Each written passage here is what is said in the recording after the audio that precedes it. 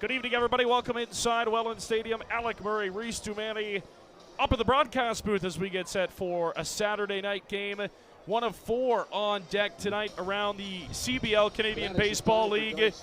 All but one team in action tonight, and a big one for the Welland Jackfish. First time they've seen the London Majors this season. Coming off a crazy game. That's the best way to kind of explain it. Reese Dumani is absolutely crazy, a little bit of everything in that one.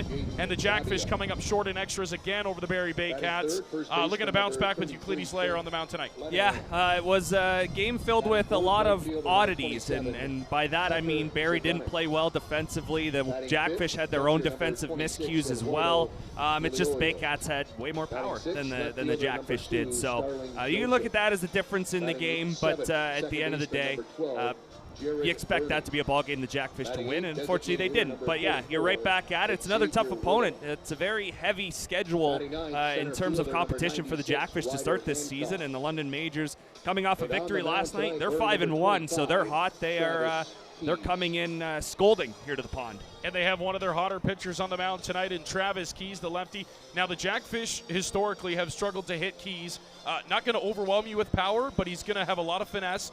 There's a lot of swing and miss in his pitches, a lot of movement, Reese. A tough task for the Welland Jackfish tonight. Yeah, it's just another lefty for the Fish tonight, and there was a lineup adjustment that we'll get to in just a second here. But yeah, with Keys, him and Payano are a nice combo there for the London Majors. Both left-handed arms. Obviously, you've got size with one. Keys not as vertically gifted as Payano is, but still he's a gamer, he's a competitor.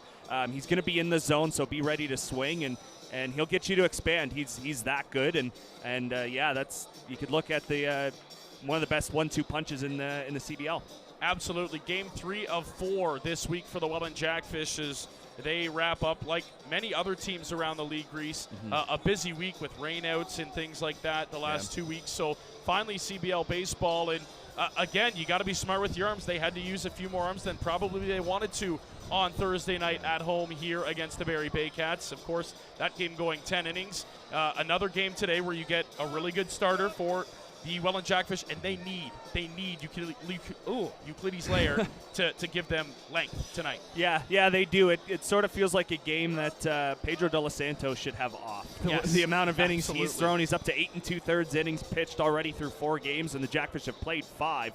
So that tells you the workload that he's had to carry. Davey Mendez, had a little bit of a break, but got back into the game on Thursday. So length would be key for the Welland Jackfish, especially with a quick turnaround tomorrow in Toronto. If you can get to at least 6, then you're set up pretty nicely for tomorrow. Lineup changes for the Welland Jackfish. We mentioned there's a couple that includes Justin Gideon getting bumped down to the 5-hole because we got somebody else in the 3-hole tonight. Yeah, Ethan Mann is going to hit third for the Jackfish, a lineup shake-up for Brian Esri. And you know what? I like it. Justin Gideon hasn't hit like we've expected him to through 5 games, but keywords there, through 5 games. Yes. It's early. It's still an adjustment period for him getting back into this league. So we're not worried by any means, but a little bit of a shakeup, and Mann's deserved it. That's someone who's put in the work early on throughout the season, and it's paid off. So I love that he's going to move up to third. A chance for some more at bats for him as the game goes along. So good things all around, and you're looking to get that bat hot for Justin Gideon. The Plano, Texas native has been excellent at the dish this season to start. What a pickup he was for the Welland Jackfish, as he'll DH tonight because, again, we've got some defensive fun. Sure, Chaos? That's how we say it. Absolutely. As we go through a couple of the changes, different from Thursday, and Brendan Hupe back in the lineup. Yeah. We're big advocates of having Brendan Hupe in the lineup. You have to get his bat in. He was not in Thursday. He didn't pinch hit either, so he had the night off. You expect big things from Hupe tonight. Yeah, absolutely. It's going to get a favorable matchup with the left-hander Keys on the mound, so you automatically think, okay, another lefty. It was Johnson on Thursday, so you throw Hupe in today. Smybert, of course, available off the bench, but with the lefty on the mound, he will, be in a pinch hitting role potentially today. But for Hupe, yeah, that's just too good of a bat to not have in the lineup, right? And you score 10 runs, more than likely you expect to win. Obviously, it didn't happen, but Hupe just adds another element towards the bottom half of that lineup in the 8th spot today. So expect for him to be ready to go. We expect big things from him like always, and it's. We look forward to Luther and Hupe back-to-back in the lineup. It'll be Luther 7, Hupe 8, and fired up to get him back in. Absolutely. So the Welland Jackfish looking to get back in the win column here. This is game one of a back-to-back. They're in Toronto at Christie Pitts tomorrow. The pitcher-friendly ballpark that is Christie Pitts, as we get set for first pitch and game time here at Welland Stadium. Let's get set for the opening lineups and the national anthems here in Welland as we set it down to field level and get ready for inning number one.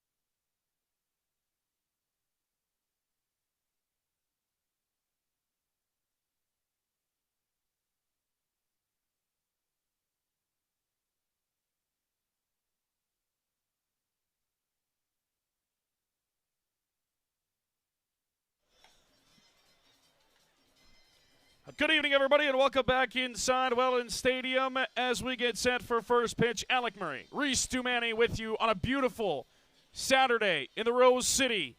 Majors, Jackfish, third of 4 this week for Welland as they look to get back in the win column following a tough extra inning loss. Take a look at the starting pitcher tonight. Euclides Layer draws his second start. He faced Barrie in that game, Reese. It was about 3 or 4 degrees. He went 5 really solid innings for the Welland Jackfish as he gets his first start at home here tonight. Yeah, I didn't give up a run in that start. He struck out 7, walked 1, gave up 4 hits in that 5 1/3 innings pitched in Barrie. So look for him again to just attack.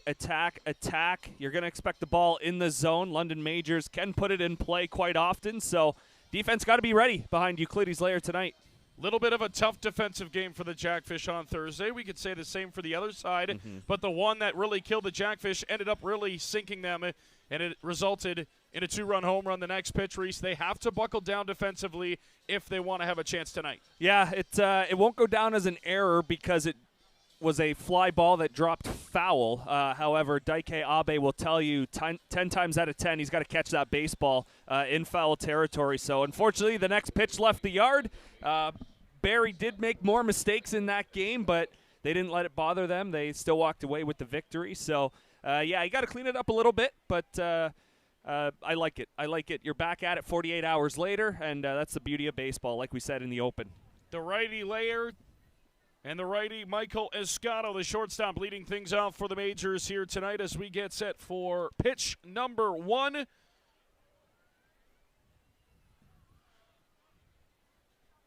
Layer has his sign. A beautiful 19 degrees, a little bit breezy here at first pitch, and it's ripped right back up the middle. First pitch base hit for Escato, and the Majors had the leadoff man aboard.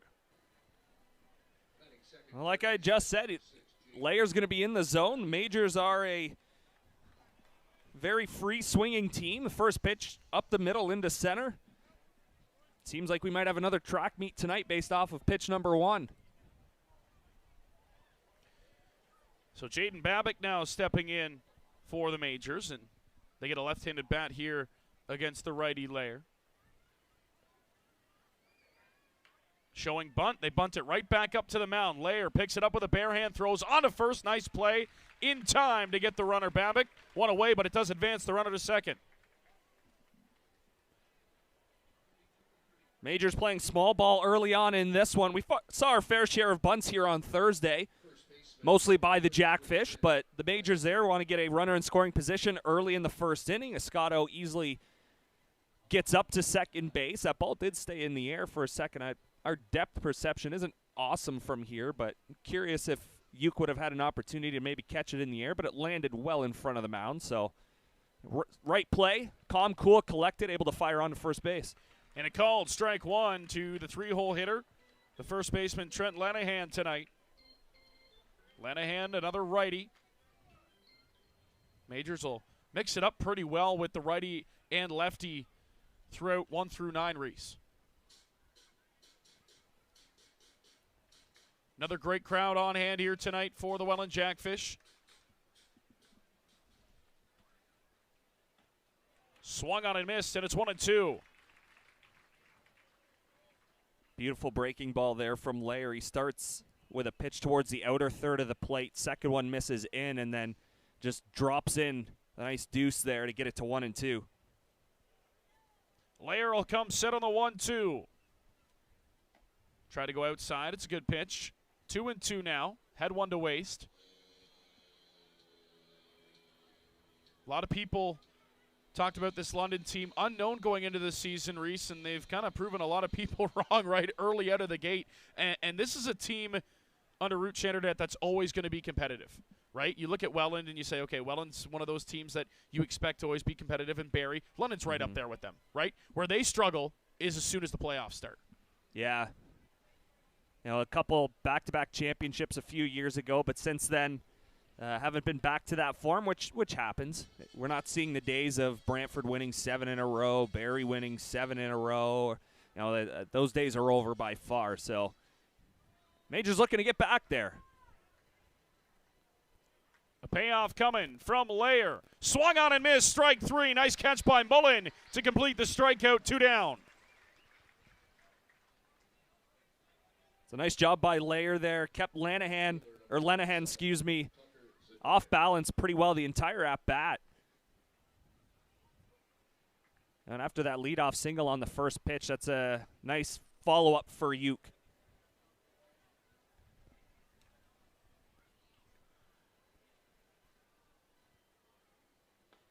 Lair's first pitch to Zadunik is called for a strike. Gets that outside call. If Lair can live there tonight, he's going to be very successful. The 0-1. There it is again, and it's 0-2. Right at him. Zadunik back for another season in London. Very productive bat for them last year. Taken off for third base. Didn't matter. Swung on and missed. Strike 3. He went around, and that'll be the third out of the top of the first inning. So back-to-back strikeouts for Euclides Lair after surrendering a first-pitch base hit. He retires the next 3 in Babbitt, Lenihan, and Zadunik. To the bottom of the first we go. Through half an inning, Major scoreless. Jackfish coming up.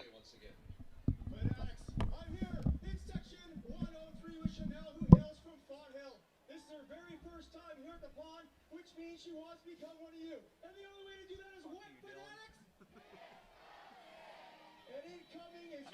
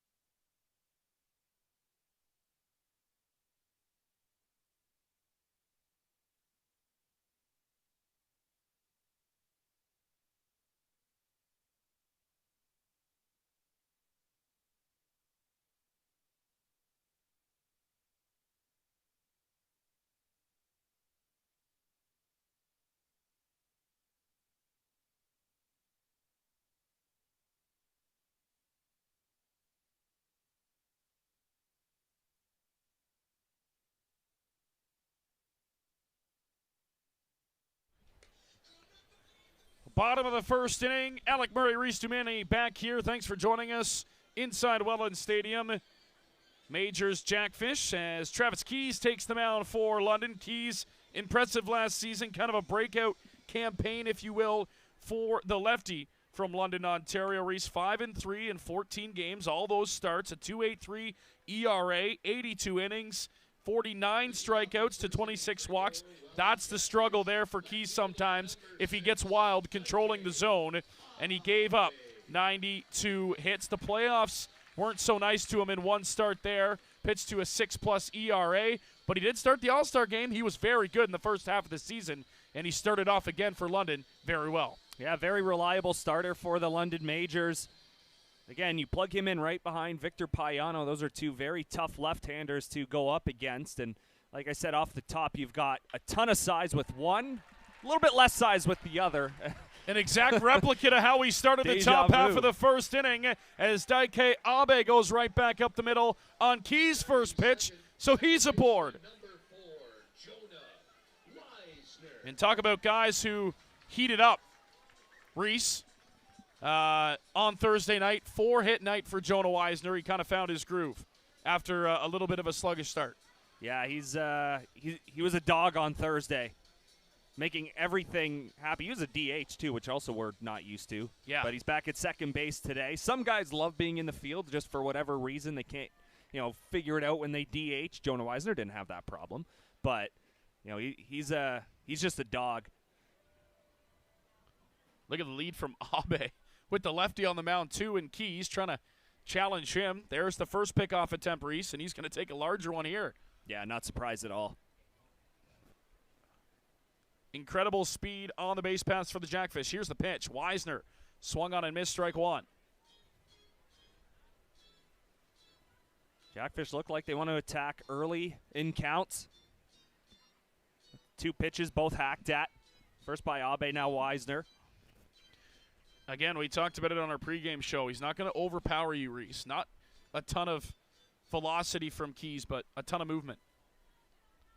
Toes that far side of the rubber. Abe, what a jump for him.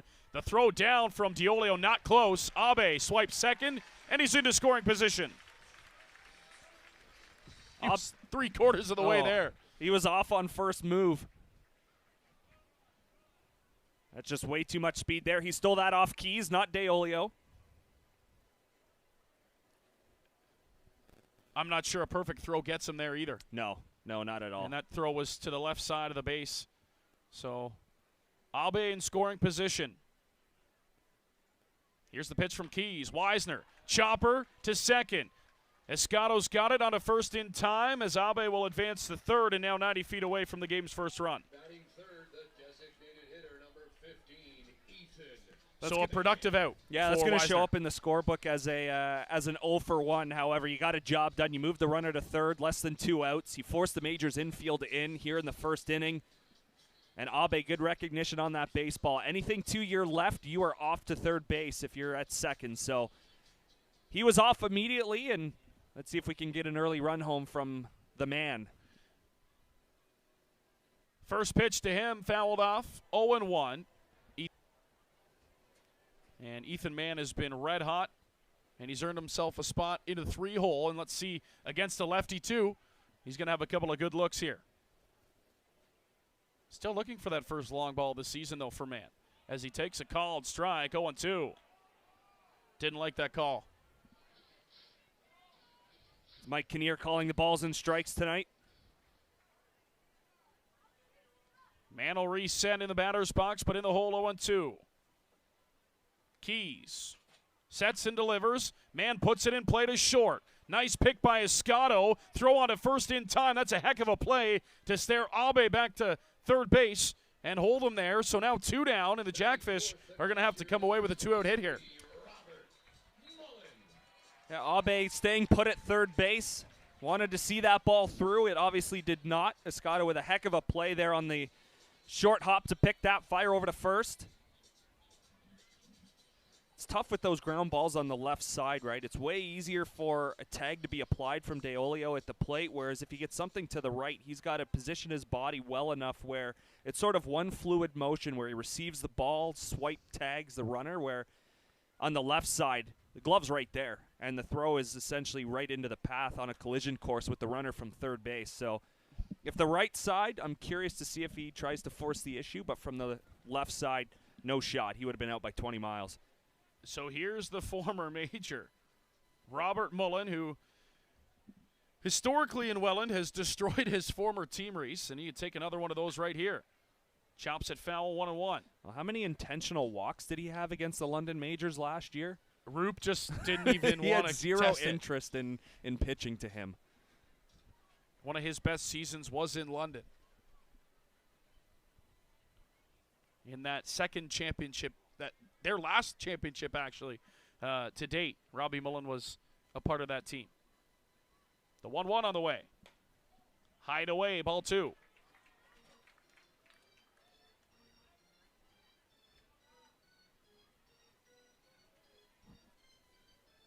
Justin Gideon lingering on deck, hoping for a shot here in the first.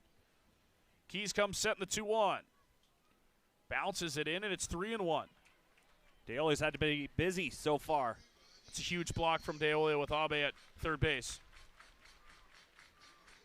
That's not the biggest ballpark in terms of space and foul territory, but in terms of behind home plate, yeah, there's not a lot of room. So, but Abe's got the speed to beat it.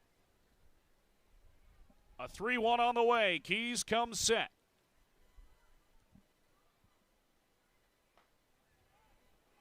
Bends in for a called strike 2, and now a full count. There's a ton of room up the middle right now. Scotto shaded a little bit towards third base.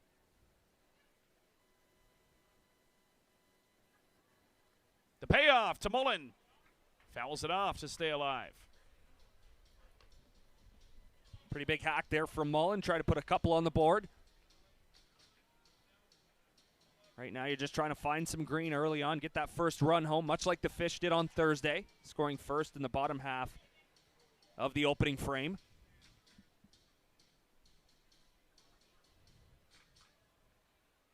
Keys again will come set on another 3-2. Got to be careful here. Abe at third.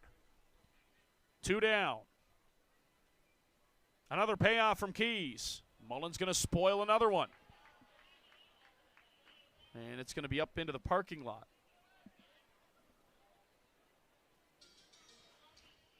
What a nice first inning for the Fish here. Seen their fair share of pitches, mostly with Mullen here. But it's good to put early pressure on a guy like Keys, whereas he gets in a groove, it's very tough to get anything going against him. Very streaky. And it's inside and downstairs, ball 4.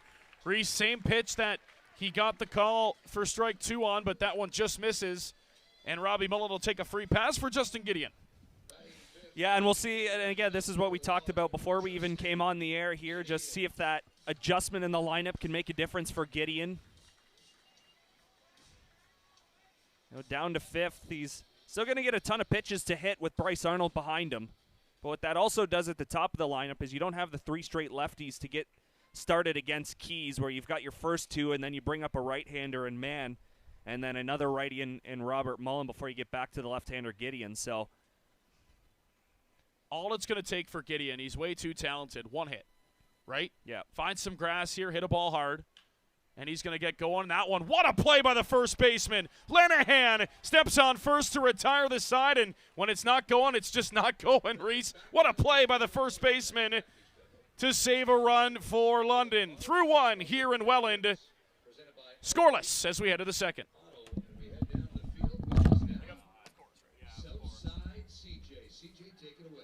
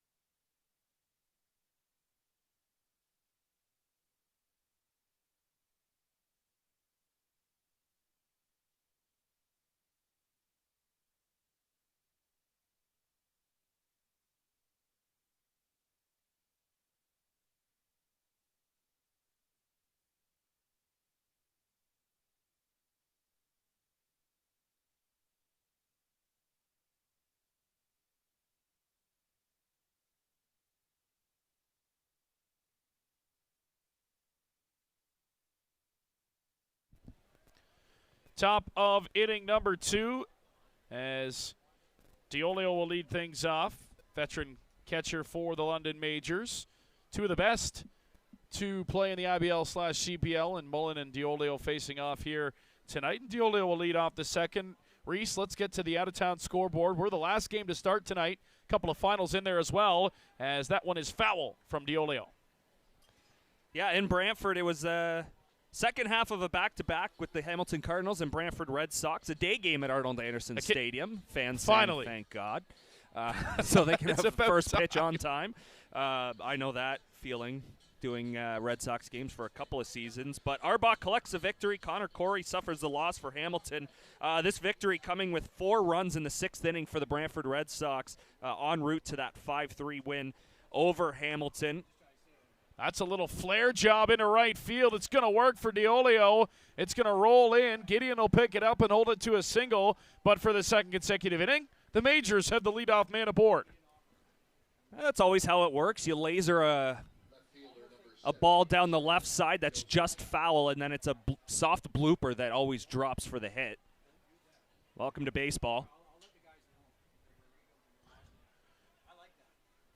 Other elsewhere around the CBL, Reese Kitchener stays hot too. Yeah, they defeat Guelph 10-8. First round of the Battle of Highway 7 at Hastings Stadium. Like I said, a 10-8 final, a 6-run 6th for the Kitchener Panthers in this one. Guelph tried to make things interesting. Well, not tried to. They did. They scored 2 in the 7th and 3 in the 8th to get within a pair, but just fell at the end of the day. Got out-hit 16-7. But the Kitchener Panthers, 3 errors in the ball game. Did not cost them as they did win by a couple of runs. Just an abysmal start for Guelph this season, Reese. Yeah, it's I guess they're the last winless team with Brantford winning today. Yep.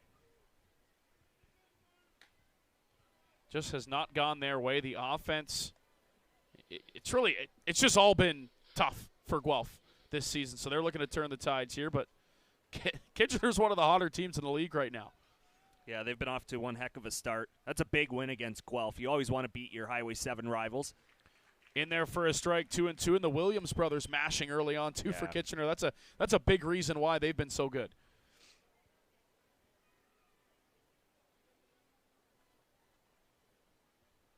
DiOlio not a threat at first base, takes his lead. Layer, the 2-2 to Joseph. Spoiled foul. Then the last game to get you caught up on, top of the 9th in Barrie, the Chatham-Kent Barnstormers with a 3-2 lead on the Baycats right now.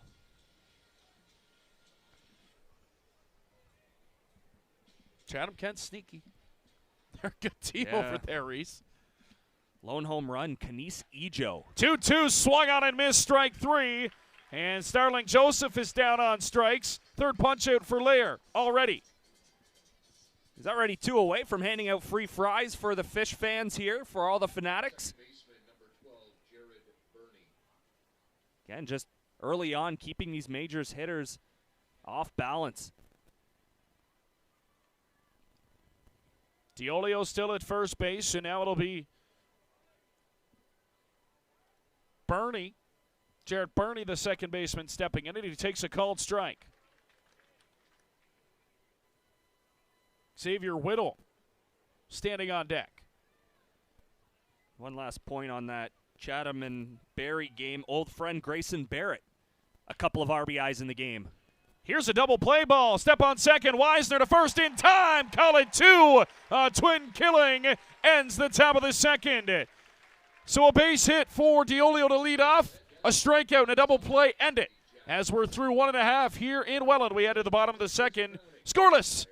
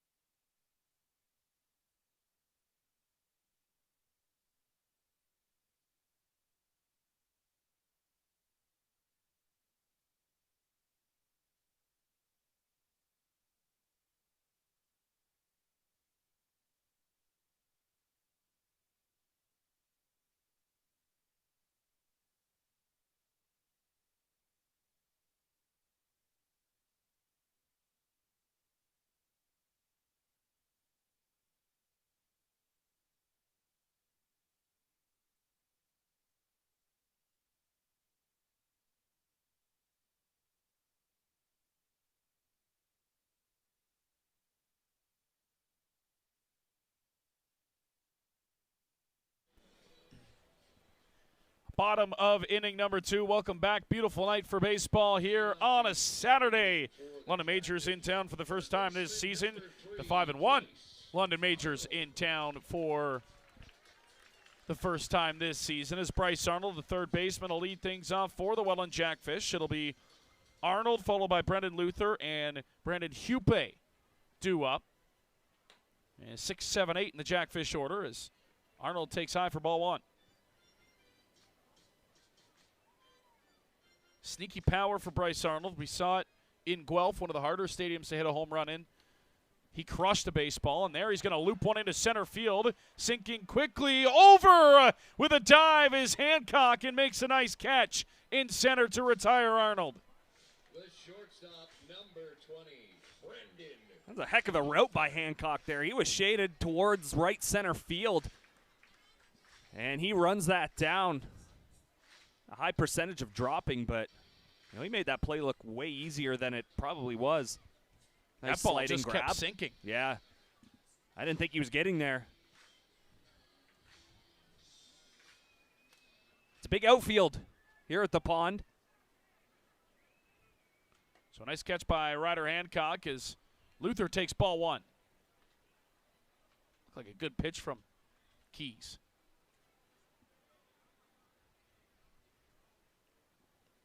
Lefty on lefty. Luther swings through it 1-1. Came at him with the fastball there to get strike 1.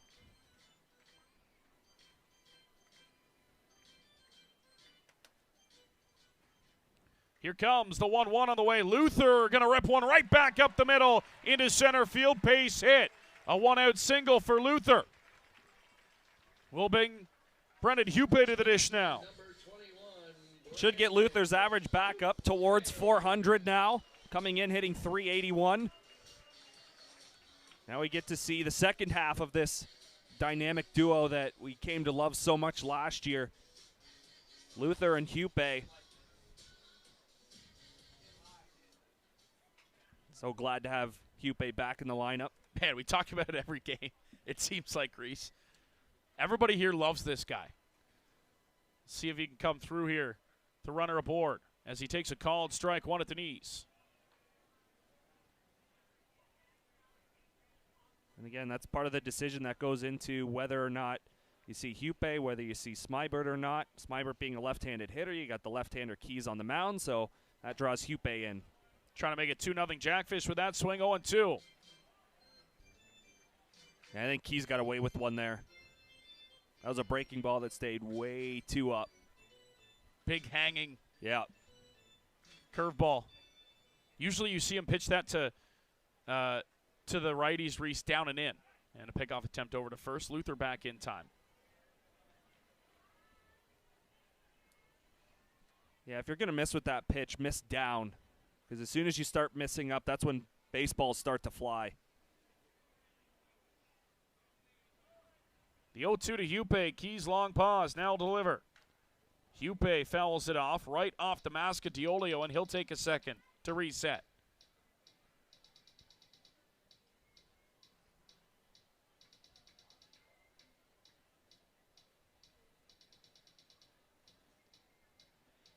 Now looking at Diolio's cleats, is that gold on the bottom? They're shiny. Super shiny. That's a good I point. can't see colors very well for anyone wondering, but those are sharp. Quite the glare on them. See if we can get a close-up look at those cleats from Diolio. Yeah, look at those. They're shiny, Reese. The 0-2 on the way. Hupe swings through a breaking ball. Strike 3. And the second out of the inning. We'll bring in Gio Morello. Center fielder, number 11, Gio That's the first strikeout for Keys in the game. It looks like Diolio either needs a new pair of shades or just going to get rid of them. I wonder if he broke his shades or got some residue on them after that foul tip. It's not the warmest day out, but you got all that gear on.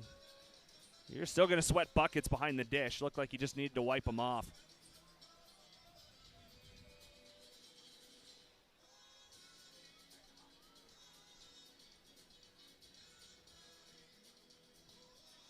So Gio Morello looks to come through in a 2-out situation with the runner at first base. Hoping to turn it back over to Daike Abe at the top of the order. Gio had a massive hit on Thursday night. At the time, gave the Jackfish a 9-7 lead, which then was immediately erased. Yeah, at the time, that was clutch. He was the only Jackfish hitter to not reach base at that point, and then lined one up the middle for a 2 RBI single. Gio bounces one. Sounded like it hit the plate. It'll roll foul, though, and it's 1-1. The Majors get the benefit of the lip there on the infield. Gio Morello, a little bit of a slower start to the season for him as well, but you know, that 2 RBI single could start something that we saw on Thursday.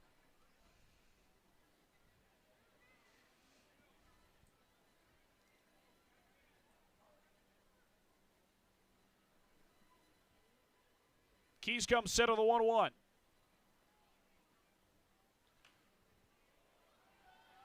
In on the hands of Morello, able to fight it off. Foul 1-2. Curious if they start Luther here with 2 strikes on Gio. 2 outs, 2 strikes. Why not?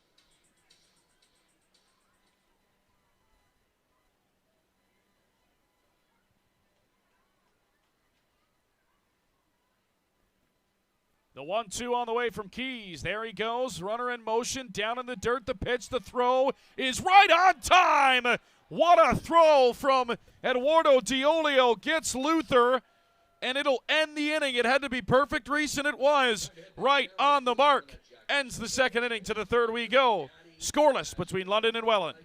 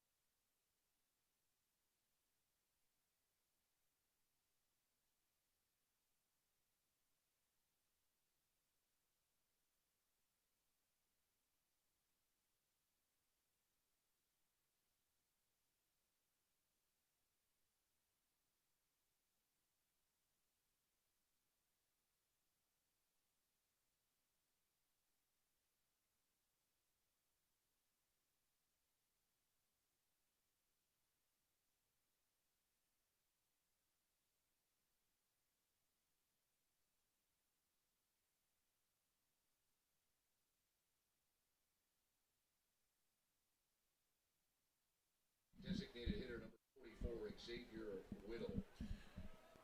So Xavier Whittle will lead things off here. Top of the third, scoreless. Each team with 2 hits through 2 innings. Whittle, the DH, out of Humber, the OCAA, will take inside for ball 1.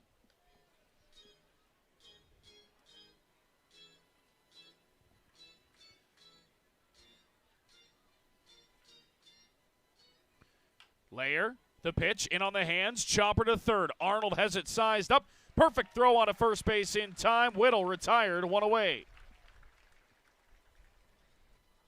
It's a nice job by Arnold, the third baseman, coming across to get that baseball. His momentum is moving towards the left side of the field. Luther would have had to move essentially away from first base to his right, so Arnold comes across. That's a third baseman's ball all day, and a strong throw over to Hupe.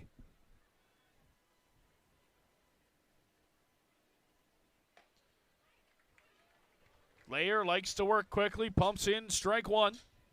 To Ryder Hancock, made a nice catch back in the second inning.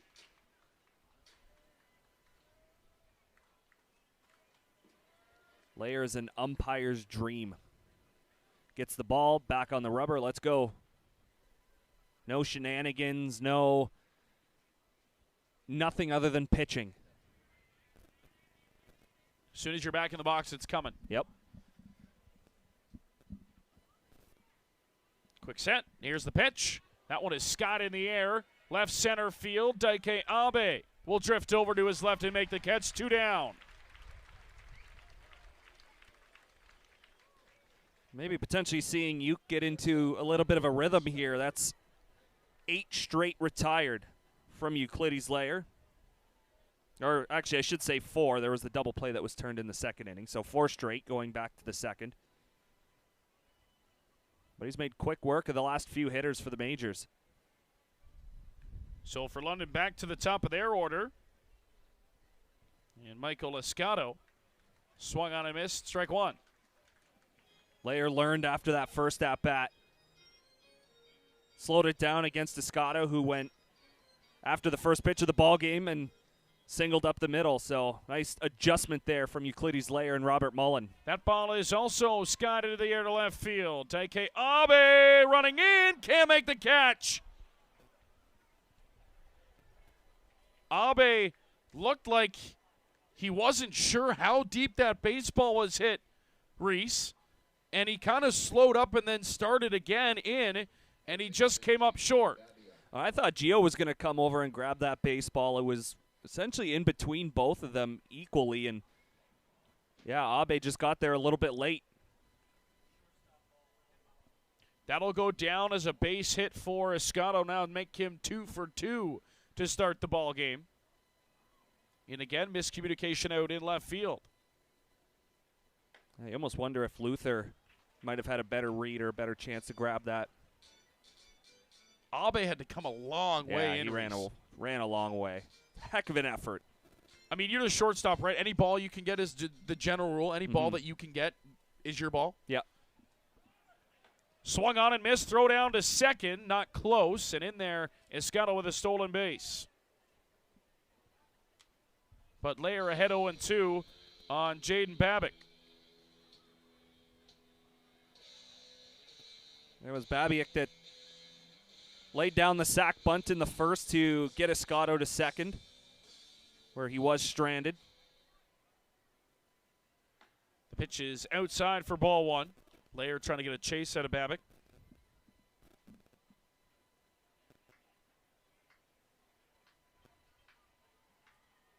Layer looking at second. Now will offer home. That ball is sent in the air deep to right field. Gideon tracking back in front of the warning track. Hauls it in and makes the catch. That was an interesting route. That was an interesting route. You wonder if the baseballs are being hard to track at this time of night at Welland Stadium, because another tough one.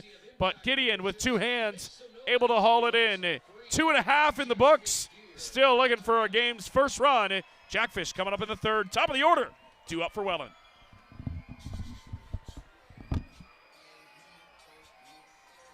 Niagara College programs immerse students with a highly experiential learning environment enhanced by digital technologies. We place students at the center of all that we do. We are Niagara College.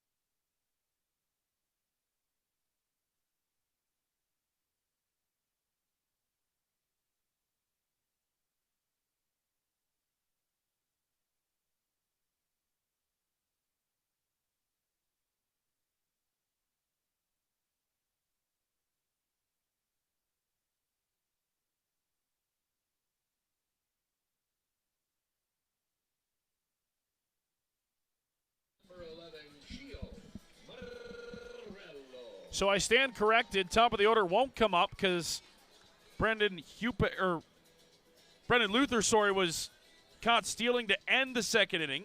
So it'll be Gio Morello, then the top of the order for the Welland Jackfish. Morello, Abe, and Weisner due up. 9-1-2 against Travis Keys here in the bottom of the third.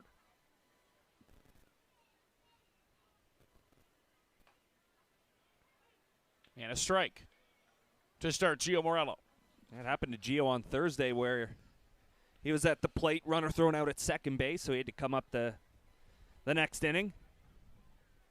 That one stays downstairs, 1-1. Not the worst thing in the world sometimes, especially if you're down 0-2. You get up next inning, get a fresh count.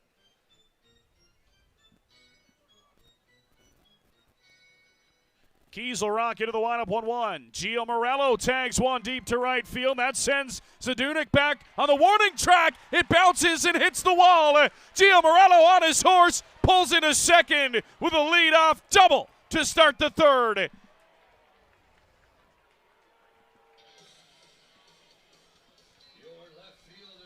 That ball just kept going and going over the head of Zadunik. Gio Morello, that's a heck of a start to the inning from your number 9 hitter, leadoff double. Like I said, maybe that single gets something started for Gio that he had on Thursday, and right here, that ball was lasered to right.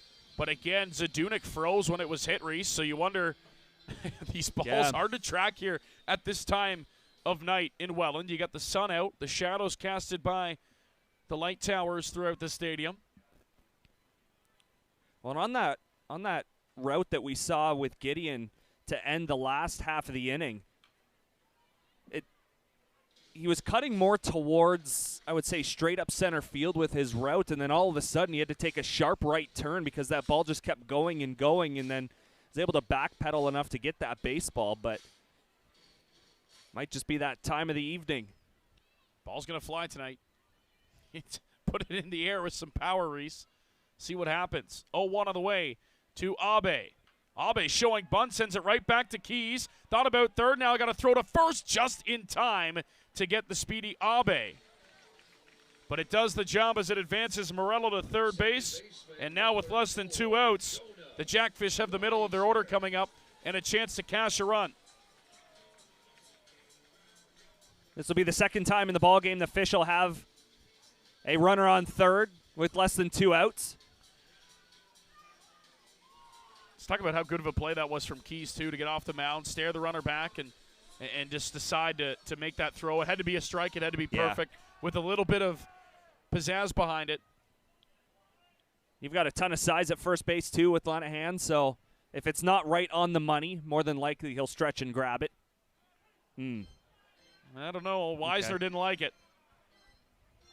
He's going to reset and say, where was that?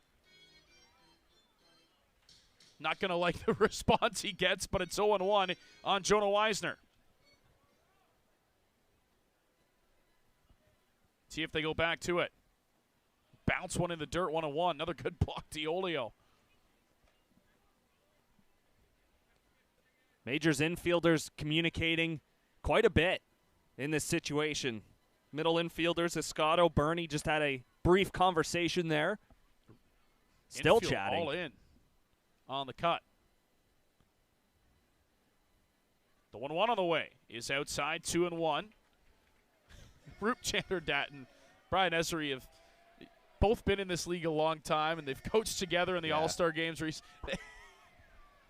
no secrets. There's no secrets, not at all. They know that runs will be at a premium here, so you try and cut them down when you can. The 2-1. Weisner chops one to third base. Foul.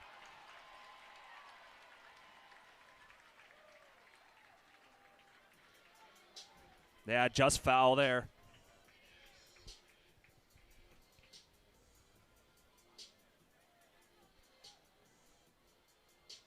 Some miscommunication. Maybe they thought Jackfish think that ball was touched in fair territory.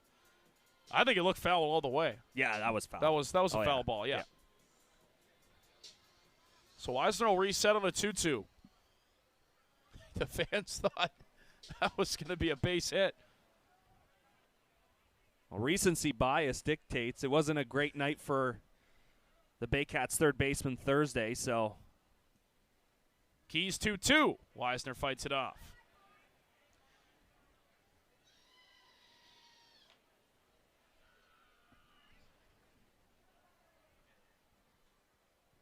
Just got to find a way to get it through the infield. Jackfish been playing a lot of small ball recently, a lot of flares, Reese. Talked to Ryan Bench, said just we need to hit the ball hard. Yeah. Right? We scored a lot of runs, but not a ton of hard hit balls from us on Thursday night. Jonah Wisner's going to slice one to left field. That'll send back. Joseph makes the catch. And no chance at home. Tagging from third and scoring is Gio Morello, so a sacrifice fly. Cashes the leadoff double, and the Jackfish strike first. It's 1-0. It's a nice job there by Jonah Wisner. At minimum, you had to get a fly ball to the outfield, and the way that Joseph had to go and get that baseball, his momentum really wasn't going in the correct direction to be able to make a strong throw and even challenge Gio Morello at the plate. So he smartly just eats it, gets it into the shortstop, and good for the Fish to get that first run across after that leadoff double. You can't spoil those. So Ethan Mann, who's quickly becoming a fan favorite here in Welland Stadium, will step in and foul off the first pitch. 0-1.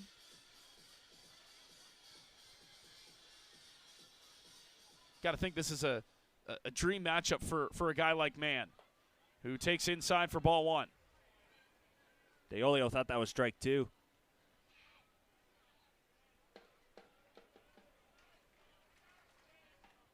Keys will come set.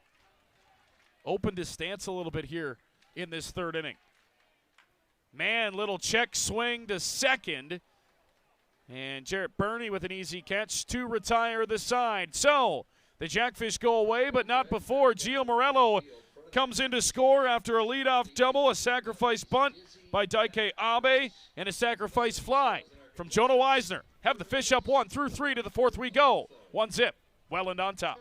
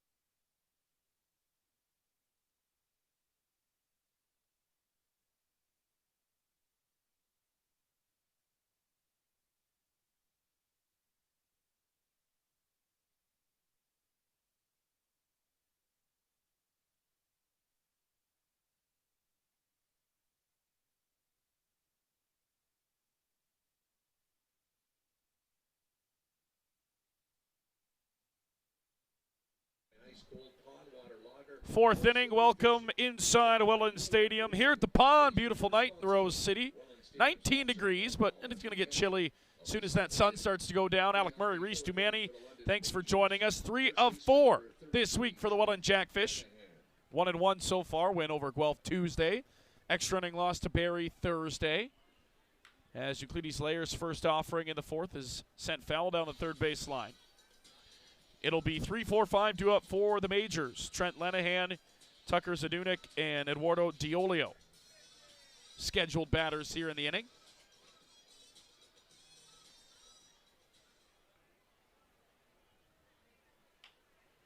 On the ground is short. Luther's got it sized up, takes his time on to first.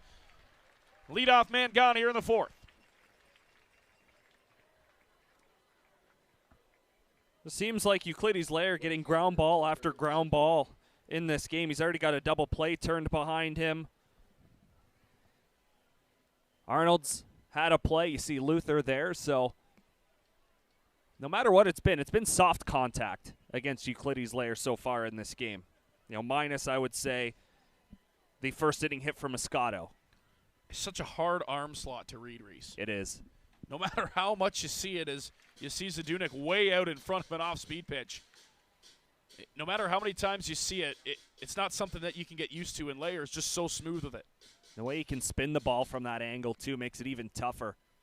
The 0-1, wave and a miss. Just like that, 0-2. The ageless wonder, Euclides Lair. Such a key cog in the wheel last season, especially in the playoffs. You love talking to him because it's you. Do you want to start or the bullpen? I just want to win. Yeah, I just want to win. I don't care. Right? You need me in the bullpen? All right. You want me to start? Sure. The thing was, he was so good out of the bullpen, but he's even better on the mound as a starter. Right? So it's a great tool for the Jackfish throughout that run. Another soft contact ball on the ground. Weisner's got it on a hop to first in time. 2 down.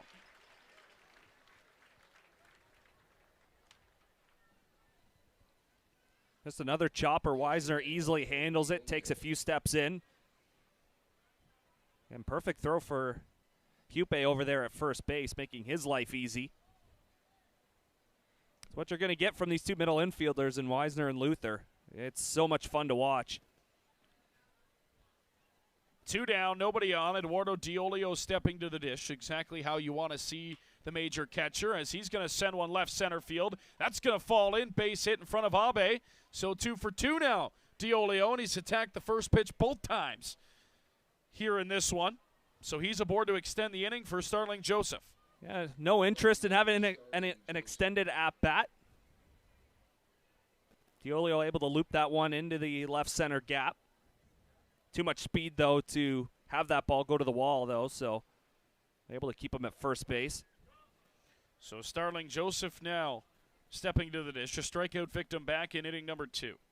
Diolio very similar to Ryan Rio, what we saw from him on Thursday, where if he gets you with a single, then you're going to have a parade, because that is someone who can easily put runs on the board. Rio had 3 singles to start his night on Thursday.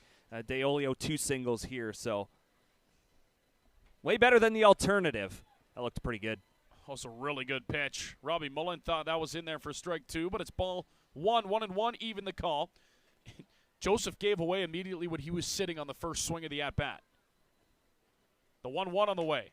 Lair yanks it outside into the other batter's box, 2-1. So here's the thing with Joseph. What do you get? A ton of power. What also do you get? A ton of swing and miss. Yeah, with great power comes quite a few holes. 2-1 on the way from Lair. Sneaks one over for a strike, 2-2. I think he was sitting soft there. The way he reacted to that fastball just froze him. He saw off-speed, off-speed, off-speed to start his at-bat, Reese. You got to think a fastball was coming at some point. The 2-2 is just. It's a good pitch. Just missing. 3-2, the full count now. That's a great spot because Joseph can't do anything with it. You just take it and hold your breath and hope it gets called exactly. a ball. It's 2 Lair thought he should have had. The payoff on the way. Diolio's going to take off. Trying to protect. Little chopper going to be foul. And we'll do it all over again.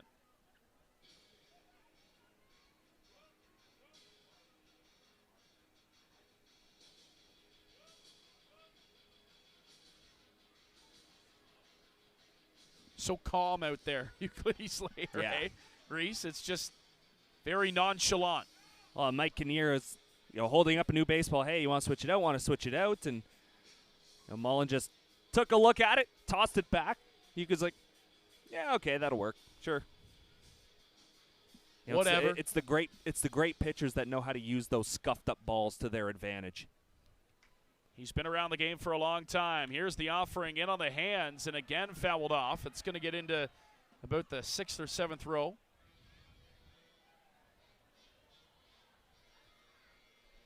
Fan from Dane City picked up Mr. Rawlings there.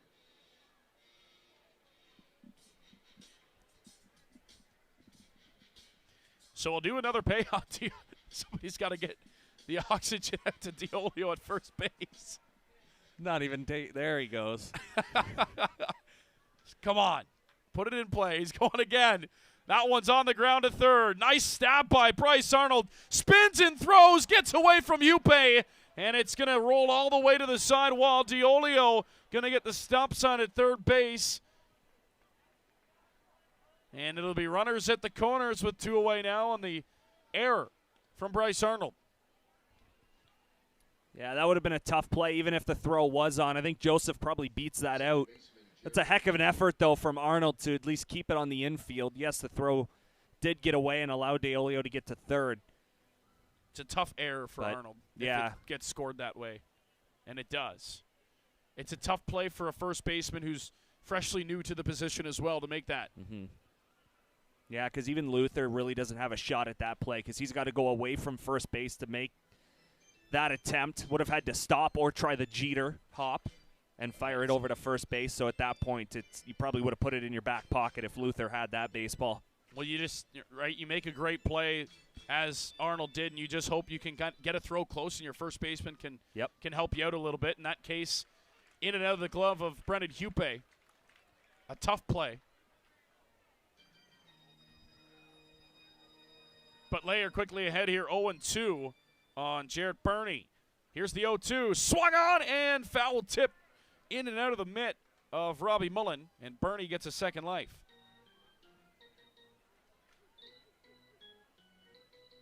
Burney hit into a double play back in the second inning to end that inning.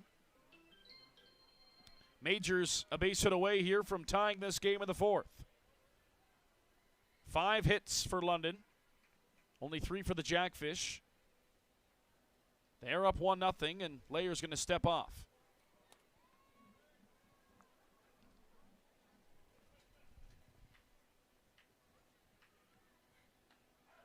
Check swing down to first. Did he go? No, says the first base umpire.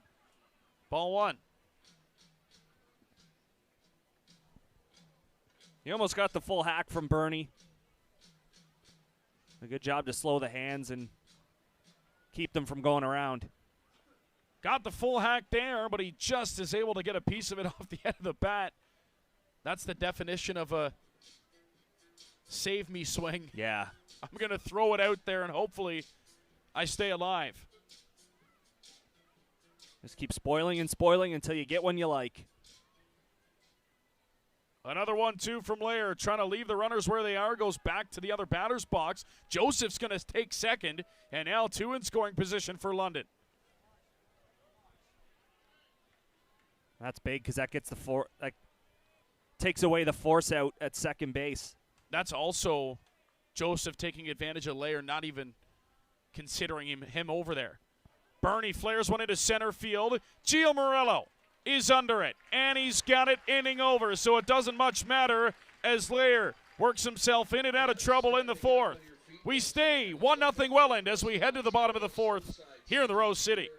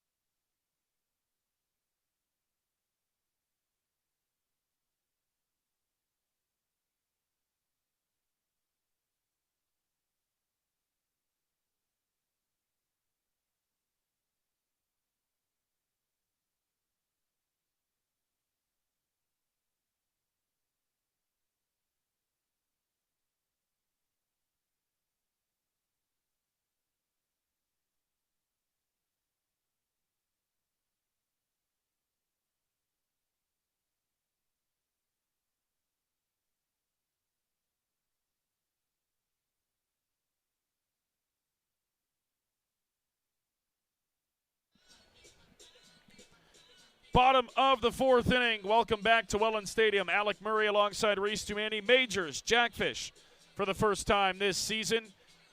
Two real good teams locking horns here on a beautiful Saturday night. Got to be close to a sold-out crowd here inside Welland Stadium to see London and Welland. And here's Robbie Mullen to lead off the fourth inning. It'll be 4-5-6. Mullen, Gideon, Arnold for the Welland Jackfish. To face the starter, Travis Keys. Both guys, Layer and Keys, have both been excellent to start here tonight. Yeah, there's been traffic on the bases for both clubs, but just the one run across. Each team with at least one hit in every half inning so far.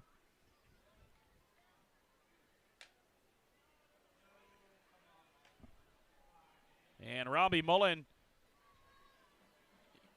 gonna call that on a catcher, Reed or Reese. That's Mullen knows. 1-1 to call. Here comes Keys. Downstairs, 2-1. You know, Robbie looks back and says, all right, I want that one now. Yeah.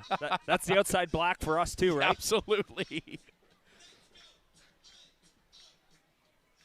The 2-1, Keys rocks into the lineup. I go right back there if I'm Keys. Mullen under it. Sky high. Who's got it? Everybody in. The shortstop out. And Escato makes the catch. Yeah, you could easily tell there, Escato, the shortstop, taking full control of that situation. It's easy to give way to the outfielders who are coming in, but he had a beat on that right off the hop. That's what we talked about with the Abe-Luther scenario, right? That flare, Yep. right? Abe's got to come so far in, and it ended up dropping. That's a ball where Brendan Luther's got to say, hey, I got it. I got it, right? Back off. Yeah, take control. Gideon. It's a good pitch to start. Takes outside for ball one. Snake bitten right now. Got robbed of an RBI single his first time up. The 1-0 on the way from Keys. Wanted to send that one 800 feet with that swing. Comes up empty, 1-1. 1-0 count, you can afford to do that. The 1-1 to Gideon. Outside. Oh, wow. The first pitch was closer than that, Reese. So now 1-2 on Gideon.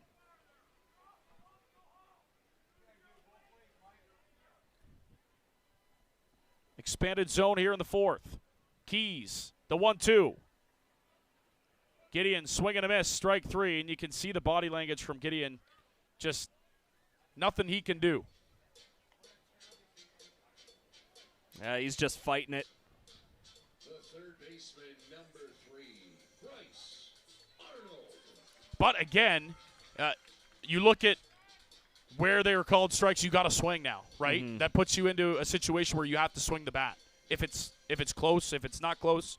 But again, like you see Justin Gideon just fighting it. That's the term we'll use.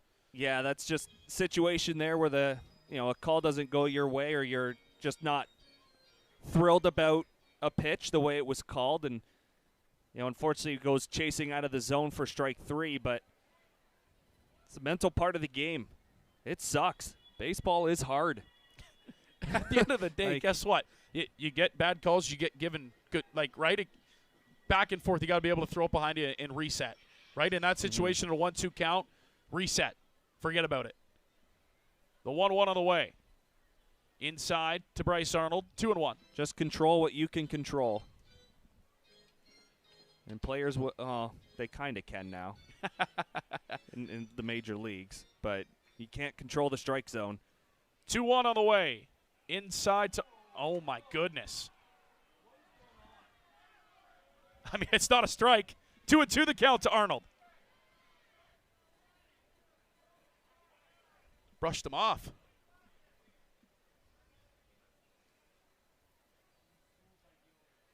Two on the way.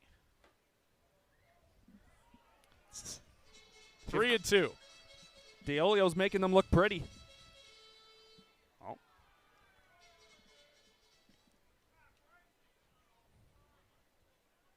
There's the value in your veteran catcher. Mm-hmm. The payoff on the way. Swung on and missed. Bryce Arnold, strike three. So, through 4 here in Welland. 1-0 Jackfish on top as we head to the 5th.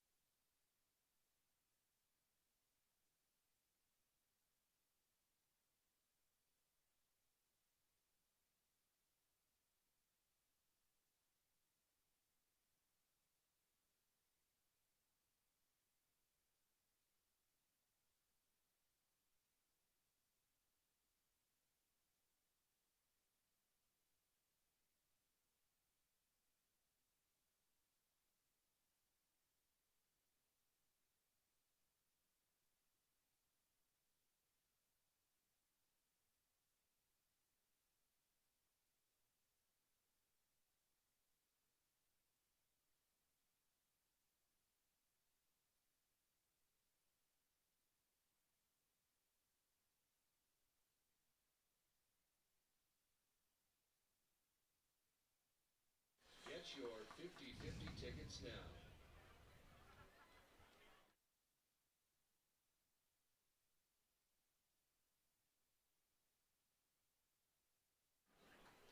To the 5th we go here at Welland Stadium. Thanks for joining us as Xavier Whittle will start the 5th inning on a first pitch ground ball. Wisner, nice range on a first.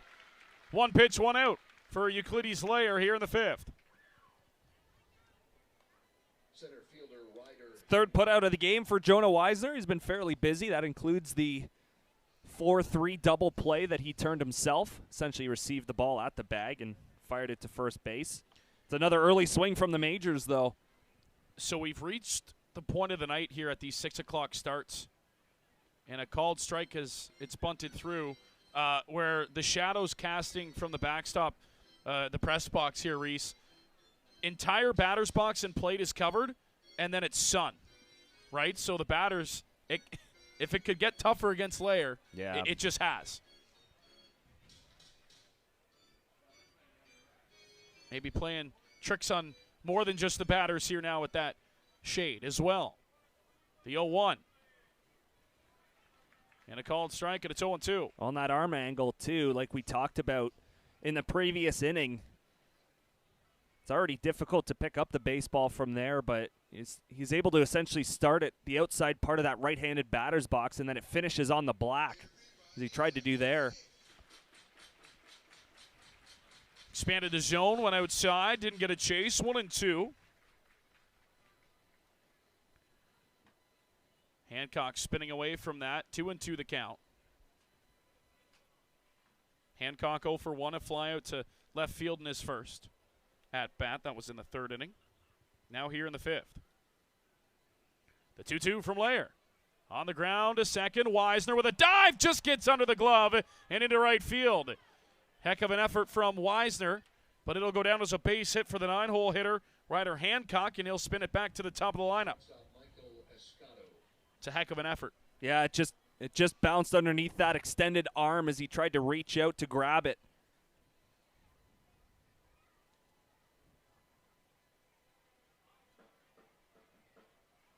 Now him and Luther will get their ducks in a row as they move into double play depth, try to turn a pair.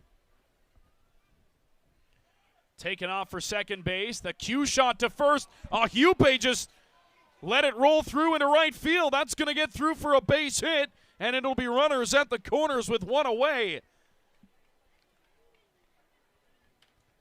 And these are the growing pains you're going to have defensively, Reese, with a first baseman who hasn't played the position. It's a baseball you got to go get. Layer has got to get over there, too, to cover. And now we're going to have a meeting. Brian Essery's going to take the walk out to the mound and have a chat with his starter, though it hasn't really been Uke's fault here in this inning with one away. That's just a ball that he's got to pick up. Yeah, and I think that's part of the mound visit here for Brian Essery, going over defensive coverages first and third, maybe breaking that one down a little bit for Hupe. You don't want to shove too much information into his head right now, of course, but yeah, even if the runner's not moving with the middle infielders in double play depth, that's Hupe's ball. There's nobody else there that's going to get that. So, again, it doesn't go down as an error, Reese, but it's a mental error in our books, right? Exactly. So now you're looking at them starting to pile up again, right? The throw on to first, the error that put Euclides Layer into some trouble. The drop ball in left field of Daike Abe that had put them into some trouble. And now this that Brendan Hupe thought he should have, or thought he was covered behind him, most likely, has put them in trouble with only one away here. Now that be it, a ground ball out away from getting out of the inning. And Layer has been excellent tonight at getting ground balls. So let's see if he can get another one. Middle infield will be back straight up, corners in. Trying to throw a bunt down. Wow. Look out! What happened at third base? In the fifth inning. Hancock's going to get caught off the bag, and he's going to be tagged out. Talk about mental errors. That cannot happen if you're London. He just got way too far off the bag at third. Well, that's on the hitter. Looks like they tried a suicide squeeze in the fifth inning. That is interesting. With one out and two on-rees. If anything, that shows you the faith they have in their hitters to find a base hit off Euclides Layer here. But that's on Babiak all day. You can't pull back. Even if you miss it, you got to make contact. Swing and a miss from Babiak. And it's 1-1 now. That is interesting. Even on a ball, right, Reese? On a suicide, you gotta get it down. Yeah, and it's weird. He wasn't running like it was a suicide, but he was also way too far off for a safety. So numerous things happened there, but. And also, you're going to suicide squeeze with your two-hole hitter? Yeah. And that's another I just don't understand. It's the whole scenario. Yeah, you're off to a confusing. 5-1 start. You've obviously had enough success at the plate. But also 7 hits tonight already for London. It's not like they haven't done – this is the part of the order, too, coming up. As he takes a ball, 2-2. Albeit these next 3 guys are 0 for 6 combined. But your third time to the plate, and we're only in the 5th.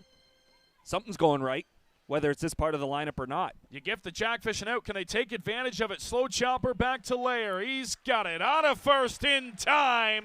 Side retired. So the error does not cost the Welland Jackfish, and they get out of it thanks to London.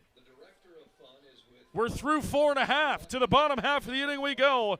1-0. Jackfish still lead.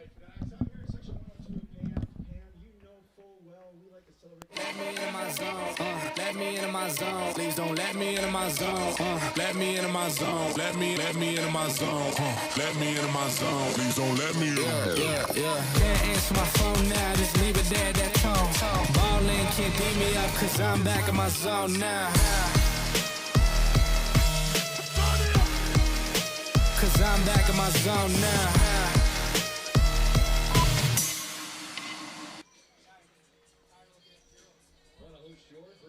When we at Miller Lite set out to brew a light beer, there came a moment of truth. When we had to choose great taste or 90 calories, we chose both. tastes like Miller time. Foul ball for a brand new Jackfish logo baseball, perfect for post-game autographs.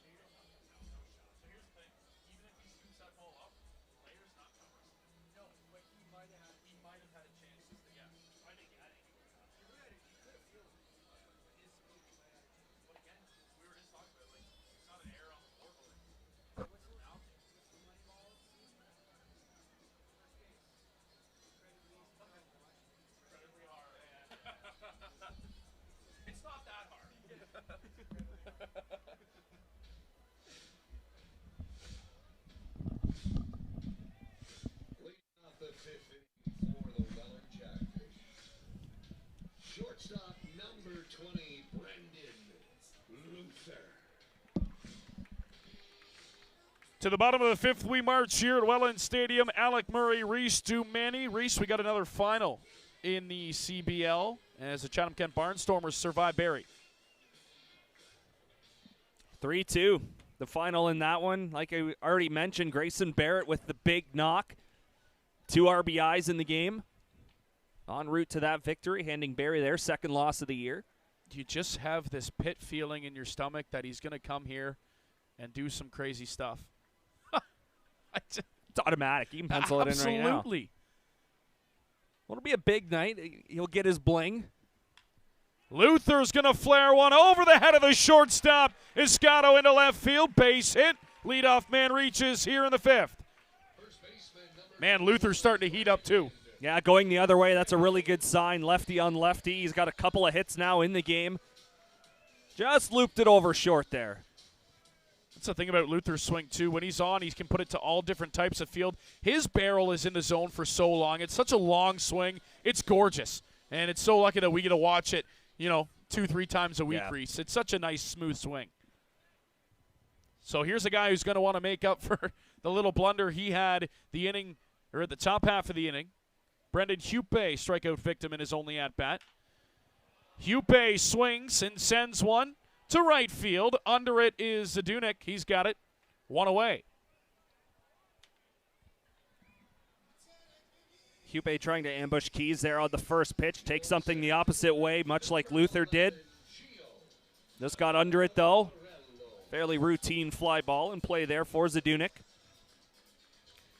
And you wonder here if Luther thinks twice about taking off. He's been thrown out already by Diolio in this game. That was to end the second inning. It was while Gio was at the plate.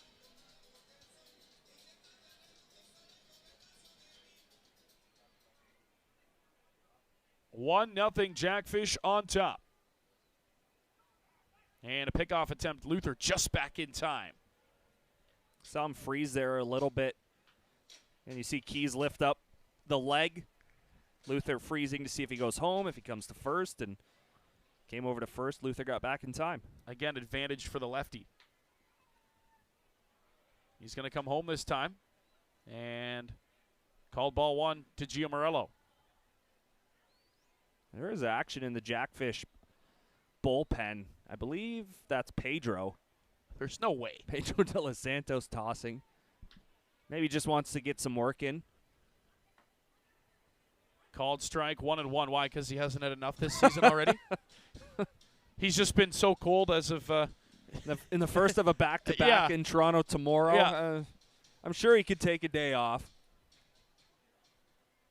8 2/3 innings pitched already through 4 games. And Gio fouls it off. Luther was trying to take second. He's going to have to head back. 1-2 now the count. I mean, Pedro does have the ability. Like, again, he was a starter, right? So, but again, Reese, he's just picked up right where he left off last year. He's been lights out. Just a workhorse. Rubber arm for Pedro de los Santos. Must be nice. We talk about Hurts every time I throw now. we talk about one of the best acquisitions at the deadline. Continues to pay dividends. The 1-2. Gio Morello gets under it to left field. Couple of steps back. Starling Joseph will make the catch. 2 down. Back-to-back fly ball outs for Keys. Again, 2 fairly routine fly balls. See if the Jackfish here can do something with a couple down.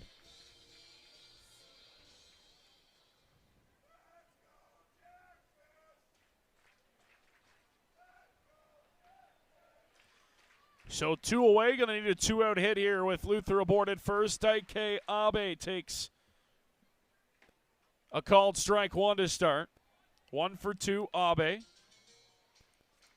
Base hit, stranded at third in the first inning.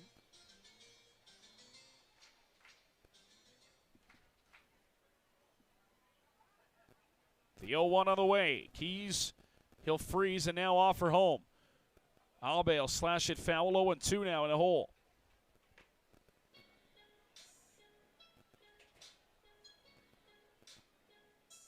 Abe, a late addition to the Jackfish roster this season, and a welcomed one at that. Got him a few days before opening day. This is a great dude to have at the top of your lineup. Puts the ball in play. Ton of contact, ton of discipline, ton of speed. The 0-2 on the way. Abe going to drop one down the left field line. It's going to be a fair ball. Rounding second, or is it going to be foul? I think Mike Kinnear threw his arms in the air. They're going to call it a foul ball down the left side, and if it was, it wasn't by much, Reese.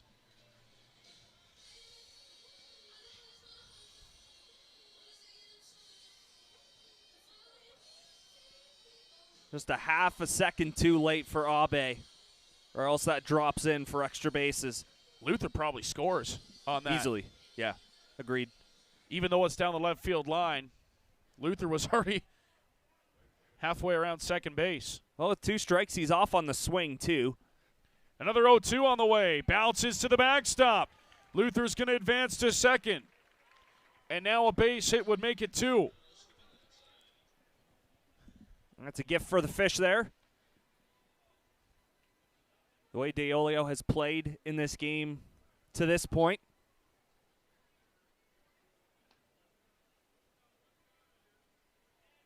One and 2 on Daike Abe. It'll be Luther the leadoff second. 2 down, 1-0 Jackfish here in the 5th. Keys rocks into the windup, delivers, and fouled off. That stings. Abe looked like he fouled it off his back foot, Reese. Yeah, those hurt. Shadows are making it hard for us to see now. Yeah. Glare on the screen.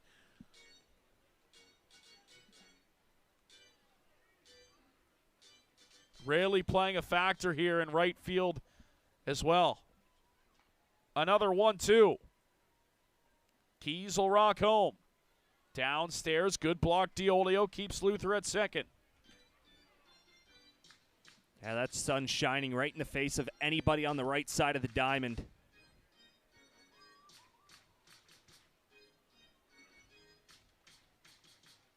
And at that point, sunglasses really don't do anything for you. You got to be good enough to be able to shade that sun with your glove or your bare hand in order to make plays.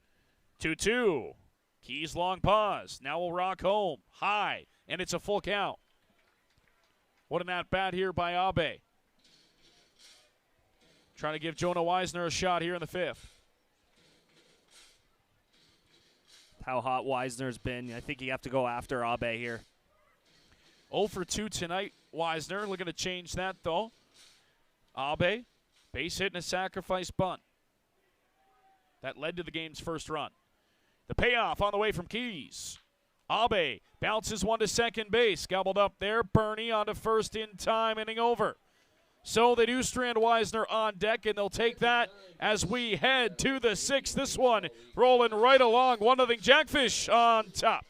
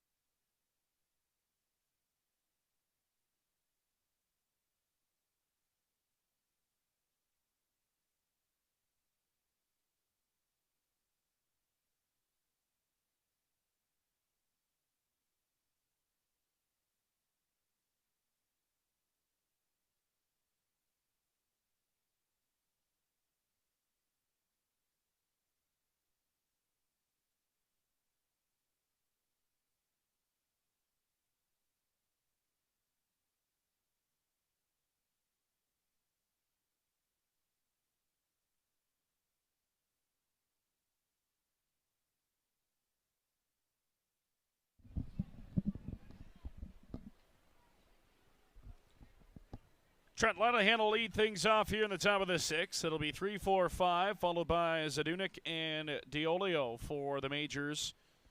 Middle of their order. Ground ball to third. Arnold's got it. Hop and a skip on a first in time.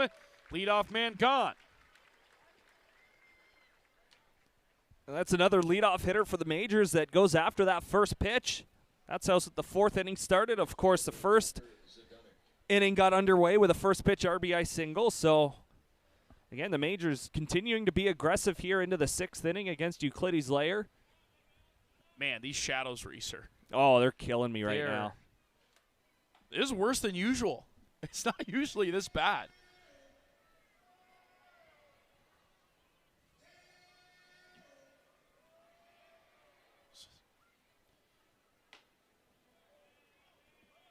Two and 0, the count to Zadunik. Gideon with the glasses on and right, trying to shade it with his bare hand. Hupe's got him on top of his head at first base, as that one is pop foul. Weisner's got him on, too. It's always interesting, right? Now Hupe just put him on. Oh, and I just blinded myself because there's an advertisement in right field that is just bright as it can get thanks to the sun. The empty bellies hit it here sign. Yeah. If somebody hits it there, we won't know. I'm seeing spots right now. This is bad. So I wonder, Hupe took his glasses off, put them back on, and then took them back off. I wonder, is that one is fouled off again? Oh, man, that sun is brutal tonight. I mean, I've got nothing wrong with it. I love the sun. If I didn't have to see snow ever again, I'd be happier than a pig in mud.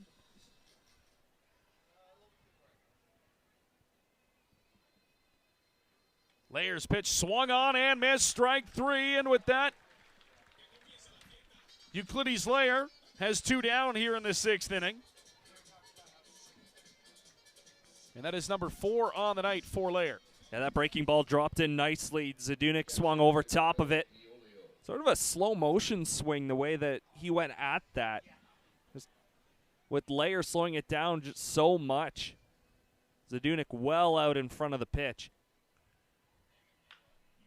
In on the hands of Diolio, skies it to third. Who's got it? Luther calling everybody off and making the catch. Exactly what you want to see from your shortstop. Well, a quick inning for Uncle Uke as he's through 6 very good scoreless innings for Layer. We head to the bottom of the sixth. Jackfish still on top, 1-0.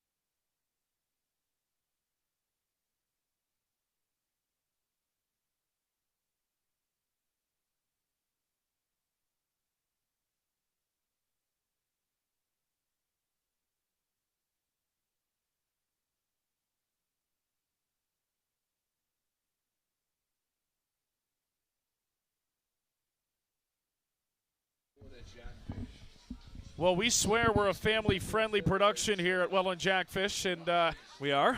Oh, okay. Oh, I missed that memo. No.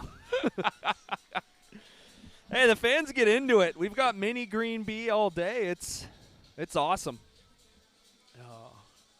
his parents are so proud. Mr. and Mrs. Southside. Yeah. I love it. Bottom of the 6th inning. We Say, I go. can't even chirp them right now. The White Sox are destroying the Tigers over the last 2 days. So, And usually we could. yeah. Oh, well. Keys back out for his 6th inning of work. It's another game Thursday. We'll be fine. Jonah Weisner off the end of the bat. Into left field. Joseph's got a beat on it, and he makes the catch to retire the leadoff man. This has been a fast-moving pitcher duel between Euclides Layer and Travis Keys tonight. Yeah, they're both in a groove right now. Just the one run against Keys, and it came on a sac fly, so he recorded an out on the play, but they're just rolling. No reason to have anyone else enter games right now, although both bullpens are busy.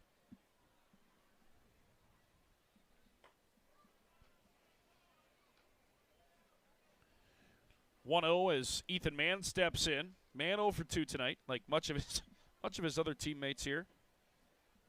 There's no real serious throwing with all of the action on both sides. I think Danny Howitt's just getting a little stretched out to our left.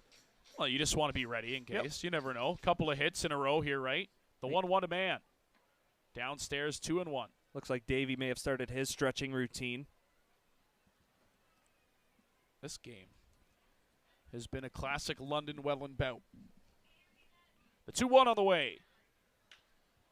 Mann off the end of his bat as well.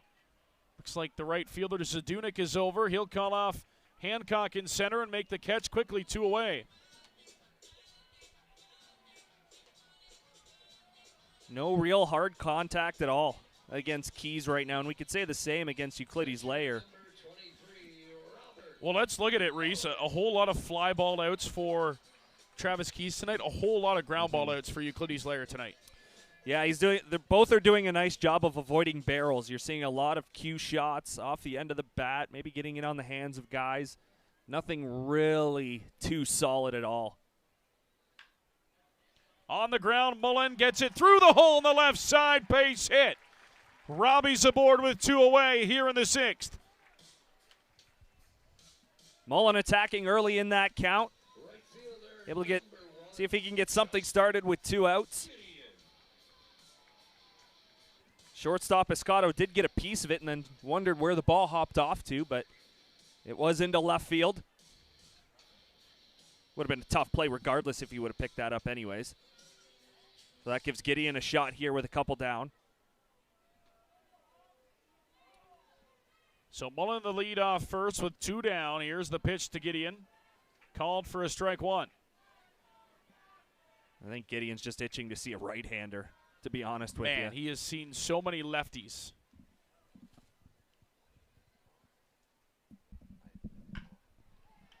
That's on the ground, through and a right field base hit.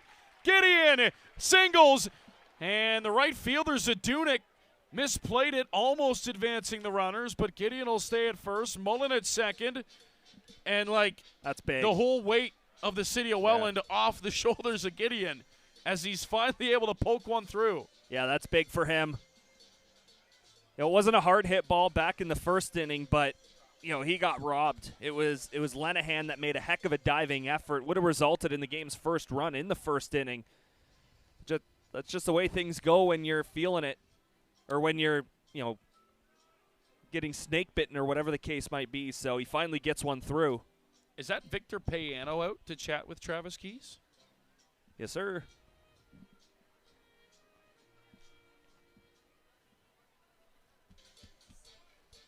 Not a bad guy to give a pep talk. A fellow left-handed pitcher in the rotation. And now London's got somebody throwing a lefty, another lefty. Looks like number 46 down the right side there, Reese Dumani. And it is Dustin Davidson. So Keys in trouble. First pitch to Arnold is a called strike, and again, Arnold doesn't like it, but he will reset. That'd be a bit of a change. Travis Keys, 6 foot. Dustin Davidson, 6'6". But still a funky lefty when you watch his delivery, Reese. And if he comes into the ball game, you're going to see it. It's like it's similar to Euclides Layer, but a lot more movement. Layer a little bit more smooth, a little more complicated, kind of short arm action from Davidson. It's because left-handers are weird. Thanks. The 1-1 on the way, in tight to Arnold, 2-1. I appreciate that. Yeah, no problem. My brother's left-handed too, so it's fitting. Just that natural tail that those left-handers have makes it so tough. 2-1 on the way to Bryce Arnold. He's going to foul it up over top of us.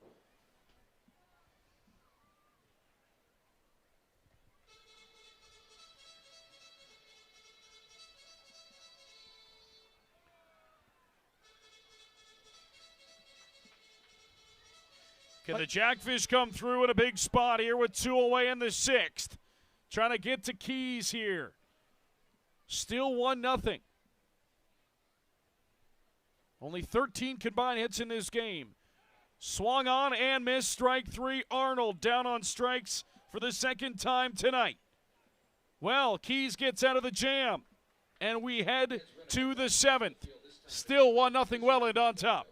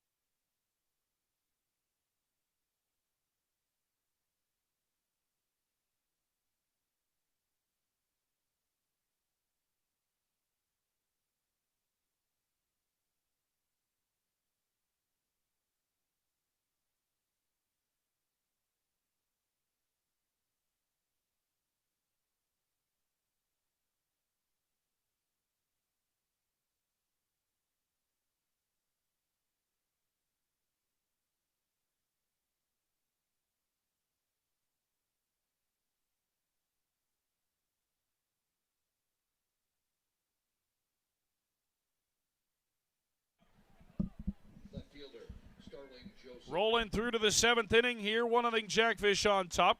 Alec Murray, Reese Dumani, first pitch from Euclides Layer. Brendan Luther again calling off everybody. Makes the catch in foul territory. 1 pitch, 1 out. We've seen that a ton here tonight from both sides. And Joseph is retired, 1 away. That's pitch number 73 for Euclides Layer tonight. And that's 3 straight innings where he's gotten the first pitch out to start the inning. I'm not sure what London thinks they see on the first pitch, but whatever it is, it's not working. Yeah, it's I don't know if you want to start working counts a little bit more. I mean, 73 pitches here in the 7th inning, I'd say, is pretty efficient. So just try to work more at bats, but also, too, you start doing that against Euclides Layer, you fall behind 0-2, 1-2. You're at the mercy of a wicked right-hander. That's a hot shot right back up the middle. Base hit. Almost got a piece of Layer. And with one away, the Majors have a runner on. I think the most impressive part about the pitch count for Euclides Layer, 75 pitches now, 57 of those are strikes. He's only thrown 18 balls in this game. That's a great ratio, is it? Yeah, it's pretty good. Yeah, I would say so. Yeah. So David Dreyers is going to pinch hit for Xavier Whittle.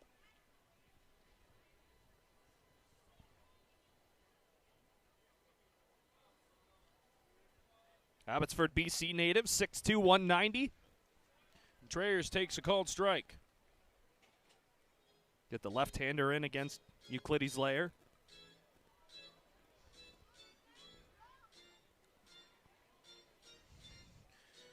Whittle tonight was 0 for 2 with a couple of ground outs before being pinch hit for. Runner taken off, a hit and run. Going to keep him out of the double play. Nice job by Luther to regather himself and throw out. Dreyers headed to first, 2 down. It's perfectly executed hit and run there. You get the ball on the ground, easily advances the runner to second base. Now you're just hoping for Hancock, if you're the Majors, to be able to put something into the outfield and tie the ball game up at 1. So 4 pitches, 2 outs for Layer, and he gave up a base hit.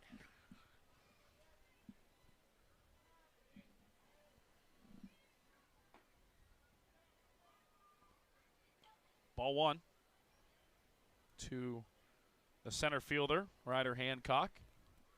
He looked back at the umpire and shaked his head. No. The 1-0 on the way. Outside 2-0. This is the guy you need to get here in this situation. I'd be attacking him right away. Escato 3 for 3, all singles. Yeah, you got to get Hancock. Hancock tonight is 1 for 2, and a called strike to make it 2-1.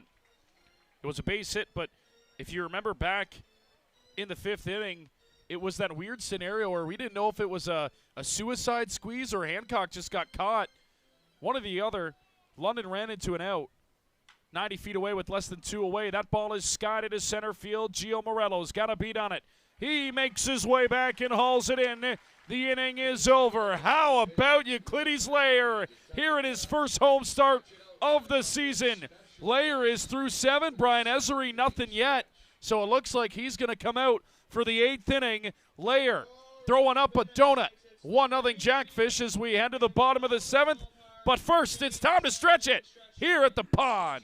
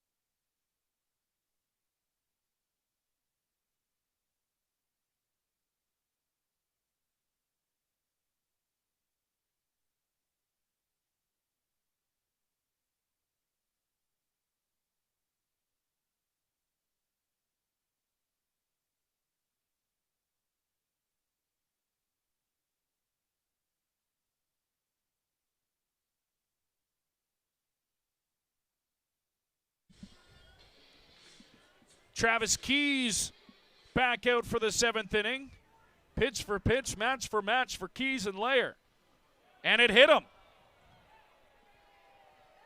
84 pitches on the night for Travis Keys, and his 84th hits Luther, who's aboard for the 3rd time tonight. That's back-to-back games with a hit by pitch for Luther. Take the free 90 whenever you get it. Number 21, Brandon Hoope. It's the 3rd time he's reached base as well, Luther. Single 2 times previous to this plate appearance. Now he's on for the 3rd time for Brandon Hoope, looking for his first knock of the night. This is ideal time for Hoope to come through on a called strike 1. Hoope, we talk about his bat and the power that he possesses in it. Couple of strikeout and a flyout here tonight. See if he can find a gap. High and inside, ball 1. That'll even it at 1-1. Jackfish need to find a way to cash at least 1, and you get the leadoff guy aboard. See if Luther can come through here. Hoope in a 1-1 count. Luther staying at first. Breaking ball is a called strike 2. That's a really good pitch there. Hoope's not going to do anything with that except roll over and break his bat. You're going to try and let it travel, of course, see if you can shoot it the other way, but more times than not, you're caught out in front, breaks in half. You get thrown out at first base. They're going to throw over to first. Hoope will scamper back in. Or Luther, will scamper back in. You have a funny feeling he might be off on the pitch. Keys will reset on the mound.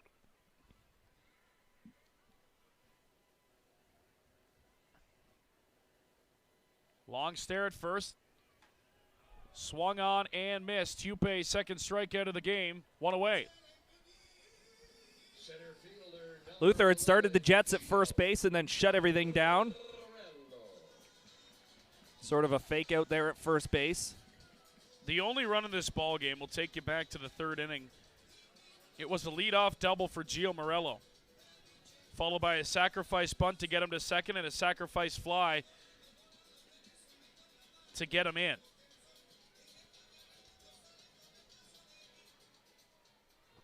That's really the only big blow in the game. The only extra base hit for the Jackfish tonight. It's the only extra base I hit should say in the game. Yeah. Should say in the game. It's been all singles for the London Majors. 13 hits in this ball game, Reese. 12 singles.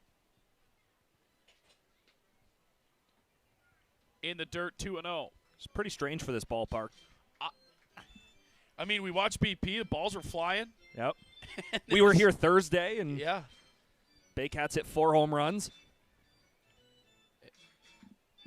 It's just been a duel between 2 crafty pitchers in this league.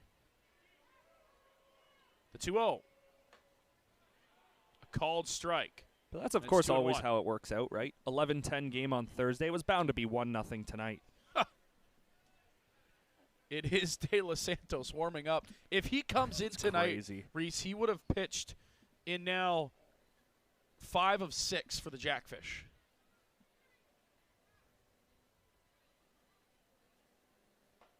Downstairs, 3-1. Good count here for Gio. I'm sure part of the equation might be the fact that it's London and he'd like to pitch against his former club. I'm also sure part of the equation is that it's 1-0 Welland. Yeah, that helps. Yep.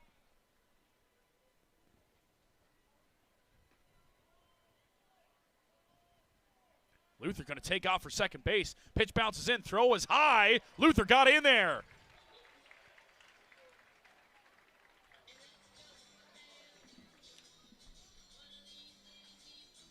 You got to make something happen here if you're the Welland Jackfish. 1 run doesn't seem like it's going to be enough against the Majors the way they've been playing to start this season.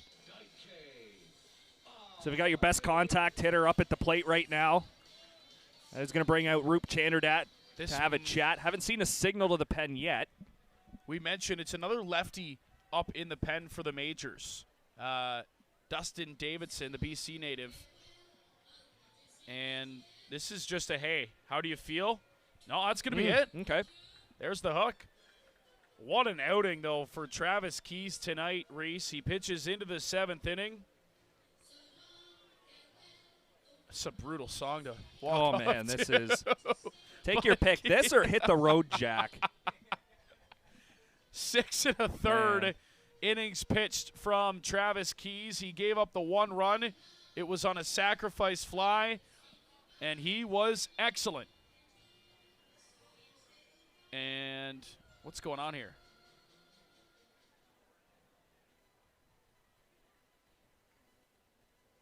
Look, a little bit of confusion on the field. Just making sure that Mike Kinnear got the right guy. So it is Davidson, another lefty. He's like a short arm, sidearm lefty. Reese, really weird delivery. Hides the ball well as well. Starts his windup kind of facing second base. Yeah, that right foot is well in front of that left one, and he sort of throws, pointing towards the first base dugout and then comes around. So the Jackfish are going to see another lefty. It's just this is a nightmare for left-handed hitters, well, that arm angle. You look who's coming up, too. Still in this inning. Whole lot of lefties due up. Abe and Wisner. Man the righty if he gets there, but he's in for 2 reasons here, Reese, to get the next 2 batters. Yeah, Key's able to get one guy. And I'm not surprised to see him not face the top of the lineup again. So get a different look here. Again, Davidson standing 6'6" compared to Keys 6 foot even.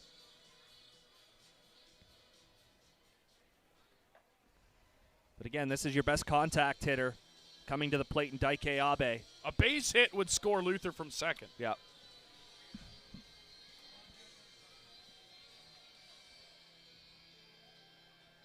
Everything else final across a full slate of games in the IBL, or in the CBL. Sorry, there it is again. Tonight. Toonie goes in the jar. He'll be all right. We should have one of those We up should. there. We We'd should. have a pretty solid beverage fund at the end of the year. Throw a party.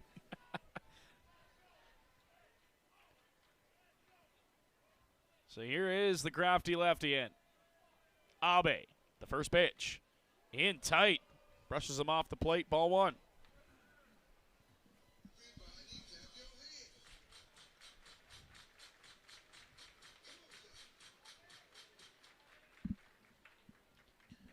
Davidson checks the runner at second. Now offers. And a called strike, 1-1.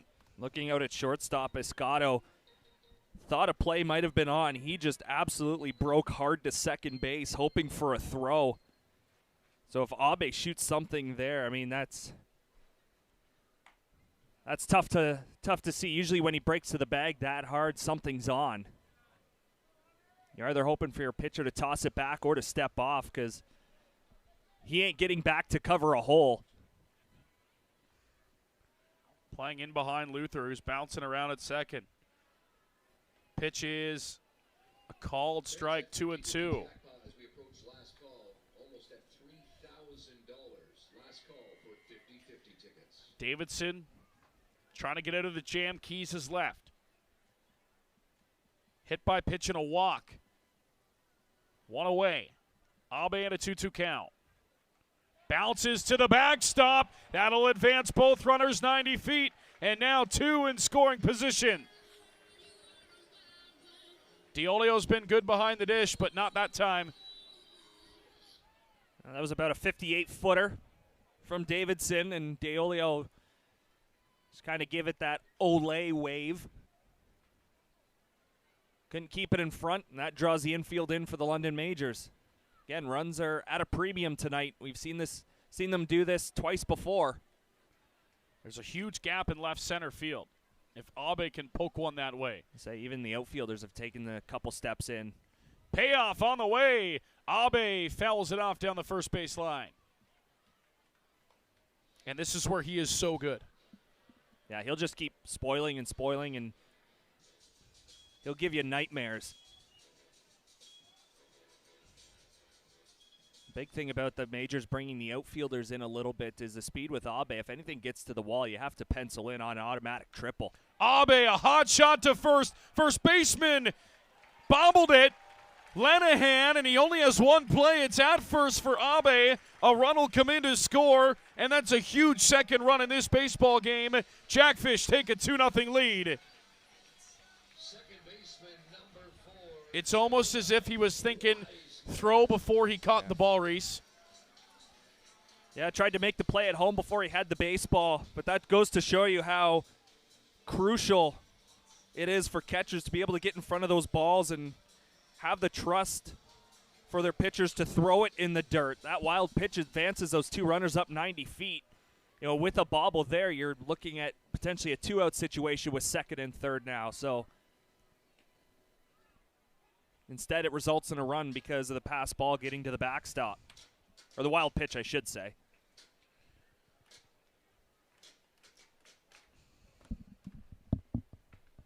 Jonah Weisner, can he come through with 2 outs? Weisner gonna slash one down the line. Fair ball into right field. Gio scores. Weisner around. He's into second with a slide. RBI single.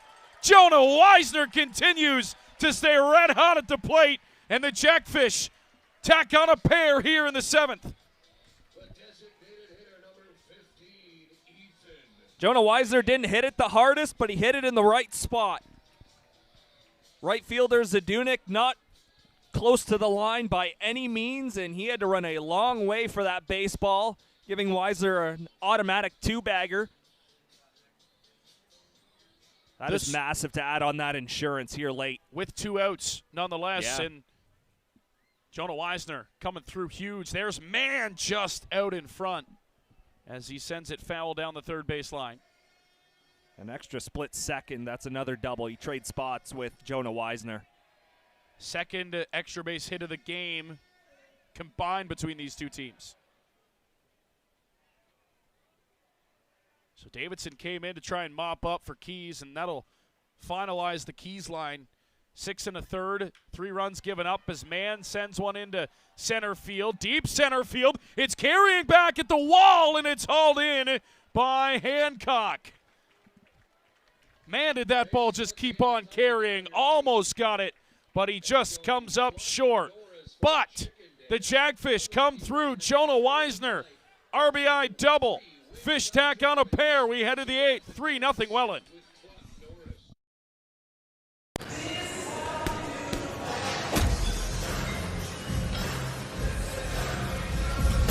This is how we do it. It's Friday night, and I feel alright.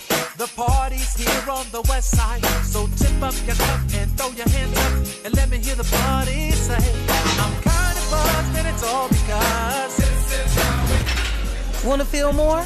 Crunch Fitness is how you do it.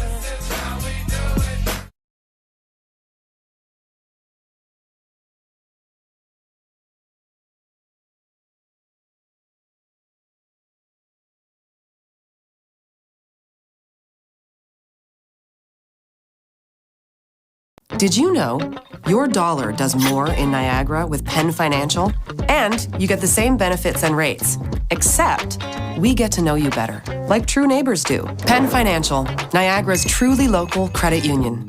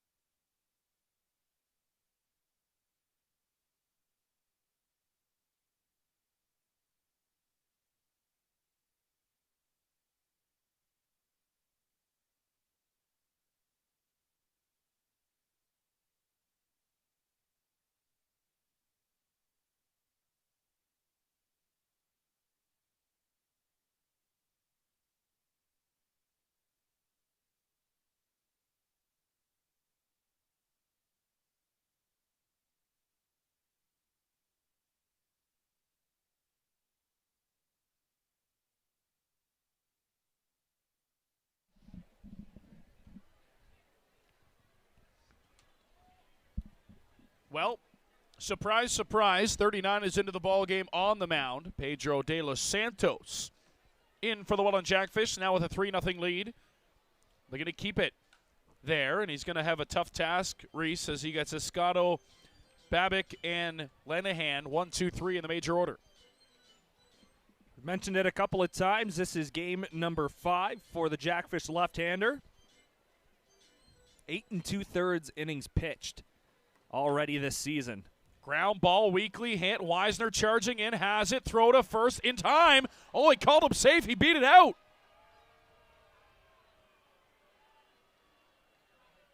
Bang, bang play at the first base bag, Reese. And it's going to go down as an infield hit. Yeah, Weisner just had to come in too much to get that baseball. De Los Santos falls off the wrong side of the mound, so he has no shot at it. Escato's now 4 for 4 with 4 base hits. And an interesting move here. Luis Jean's going to pinch hit for Babic. Jean, of course, a member of the Welland Jackfish and Brantford Red Sox for parts of seasons. Now here with the London Majors.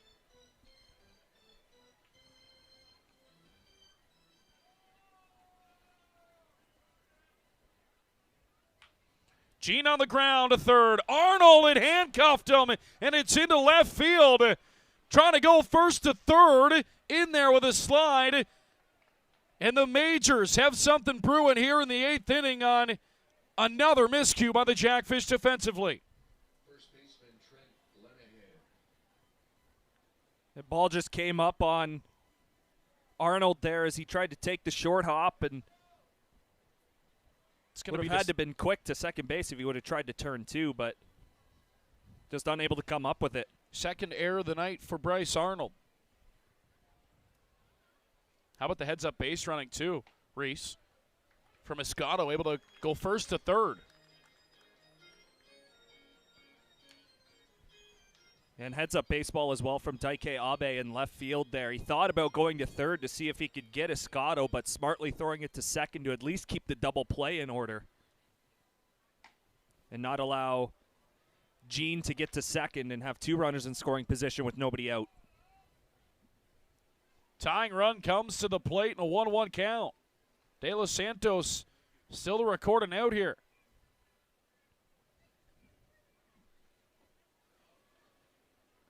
Two and one. A good job by Mullen behind the dish.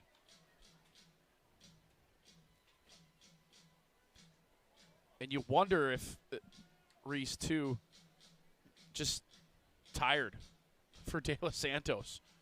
We talk about how good he's been this season, but 5th appearance in 6 games. Going to throw over to first base. Hupe just saved a run.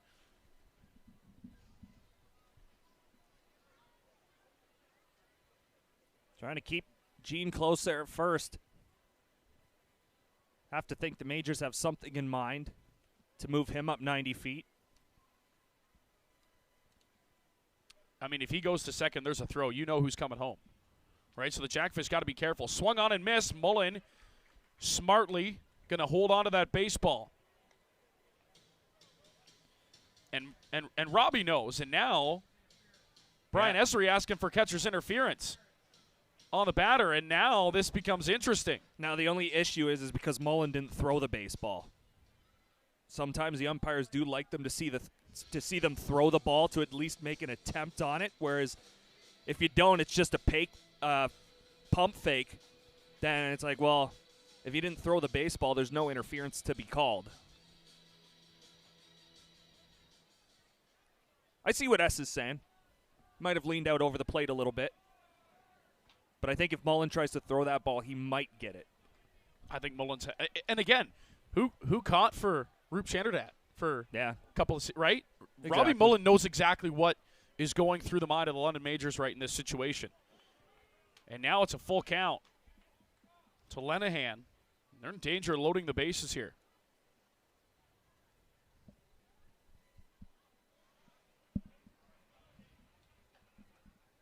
Big pitch coming up here. 3-2 on the way. Inside, ball 4, bases loaded.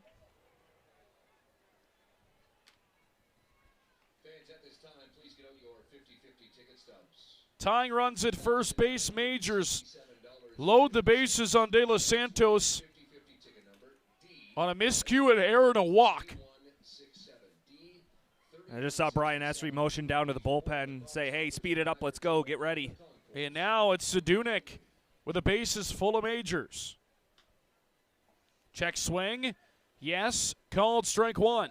That's Davey Mendez throwing for the Jackfish.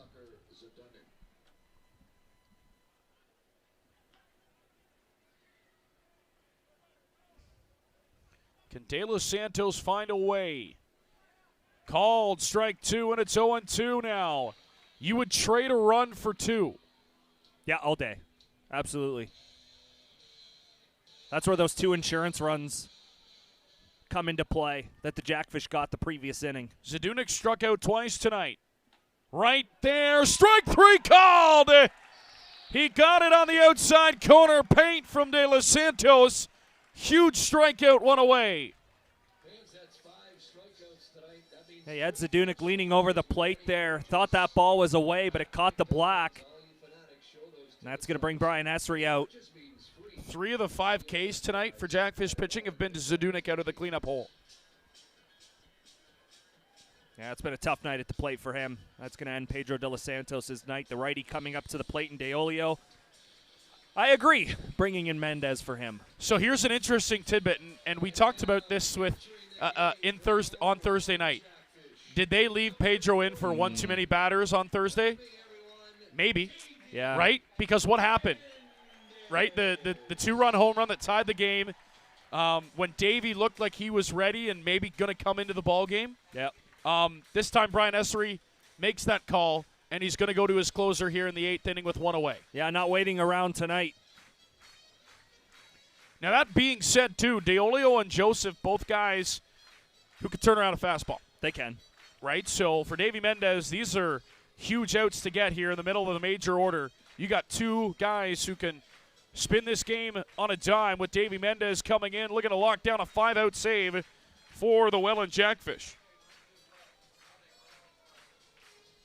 And that's where the luxury of that out that DeOlio was able to record on the strike, or De Los Santos, able to pick up on the strikeout there before he exited the game. Davey Mendez just 1 pitch away. If he can get himself a sharp ground ball to one of his infielders, you can roll one up and still be out of here with a 3-0 lead. But the focus is on getting 1. You'll still trade a run for 1 out to get it to 2. So that's what Davey's got to look for. Obviously, you're hunting K. And for DeOlio, Mendez and DeOlio, what a matchup. 2 veteran guys who have seen a ton of each other in this league. And this is the biggest spot of the ball game for both sides. DeOlio knows exactly what's coming. Let's see if Davey can come up clutch here for the Welland Jackfish. Still up 3-0, but the Majors threatening here in the 8th.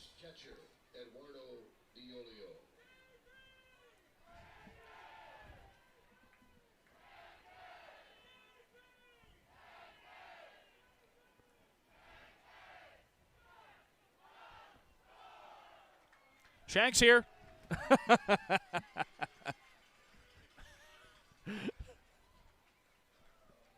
All right. Davey Mendez, Eduardo DeOlio. Bases loaded, 1 away. Pitch called, strike 1. So starts him off with an off-speed pitch. Well, you know DeOlio sitting fastball. Everybody should be against Davey, and then you work your way off of that. But starts him off with the slow stuff. That's a nice pitch. DeOlio not doing anything with that if he offers. Wonder if he comes in with a fastball here. Wow, another off-speed pitch, and he paints it on the outside corner, and it's 0-2. And now you don't come anywhere near. No, you've got a couple of options. Do you go hard up and out of the zone, up and in, or do you continue soft away?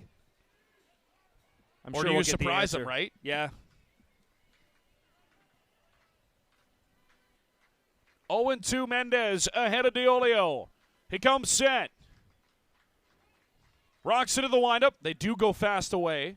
And DeOlio hangs off 1-2. Mullen immediately moving away as soon as the sign was accepted from Mendez. Tried to get him to chase a fastball, just was a ball right out of the hand. That's good recognition by the Majors catcher.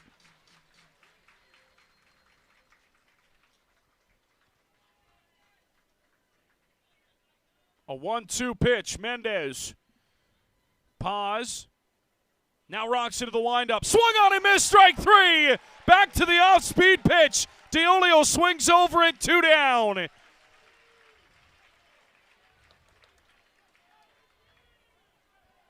It's just so difficult to make that adjustment on the fly. You got to sit fastball or else you're going to experience the same fate of a K. DeOlio well out in front of that breaking ball. That was beautiful. Not out of trouble yet. Starling Joseph now in. Another guy who has seen his fair share of matchups with Davey Mendez. Joseph is 0 for 3 tonight. Fastball on the outside corner, called strike 1.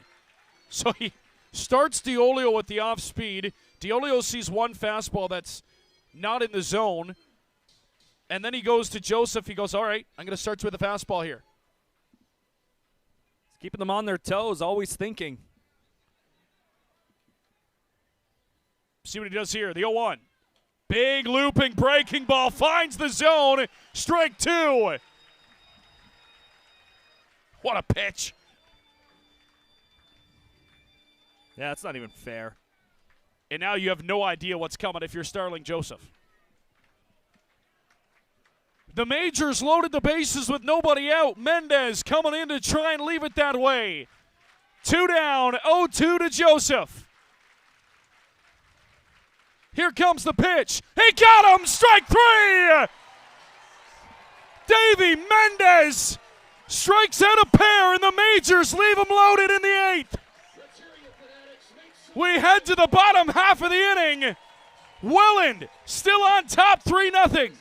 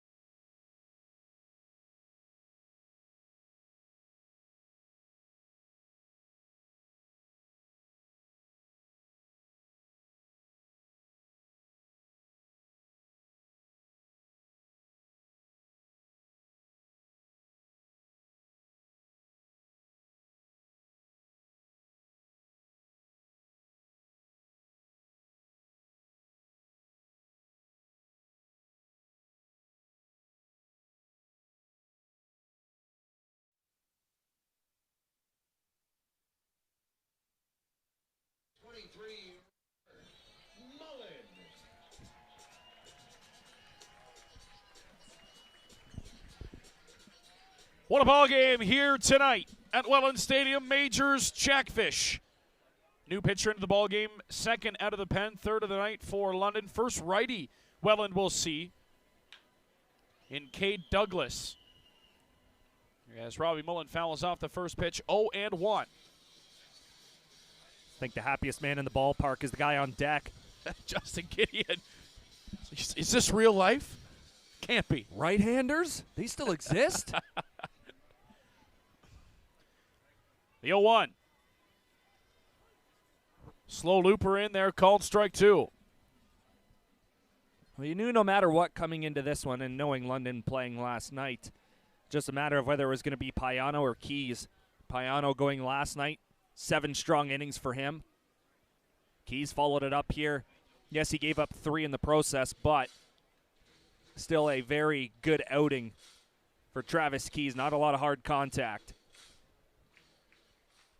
He gave his team a chance to win, and that's all you ask your starter for. Strike 3 to Robbie Mullen, so Douglas comes in and strikes out Mullen 1 away here in the bottom of the 8th for Justin Gideon. Mullen caught way out in front there. Couldn't hold up.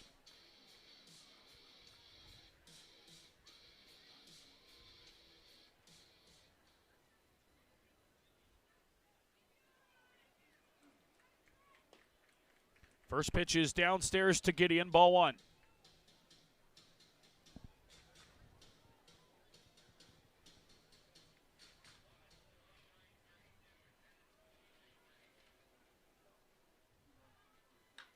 Gideon on the ground to second base. Bernie over onto first in time, 2 down.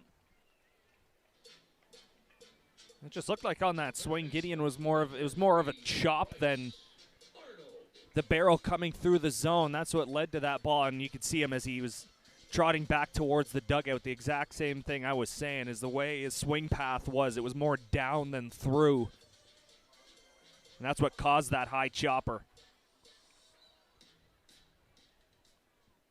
2,932 the attendance tonight, to be exact, so it's awesome. As Bryce Arnold fouls one off, 0-1. So pretty much almost another sellout here in the 3rd home game of the regular season for the Welland Jackfish. I think that might be one of the best pieces of the championship bling of the rings that the Jackfish players and staff got. 70,000 written or scripted into the bottom of the rings. The amount of fans that made their way into the pond last season. Fans first. Fun always. It's only fitting, right? Yeah. 0-2 to Arnold. Off the end of the bat into right field. Tailing away is a Dunick over. Able to make the catch. Side retired. So a nice outing for Douglas as he goes a 1-2-3. Buckle up. To the 9th we go. Last call for the majors. Down 3-0. Jackfish trying to get back in the win column.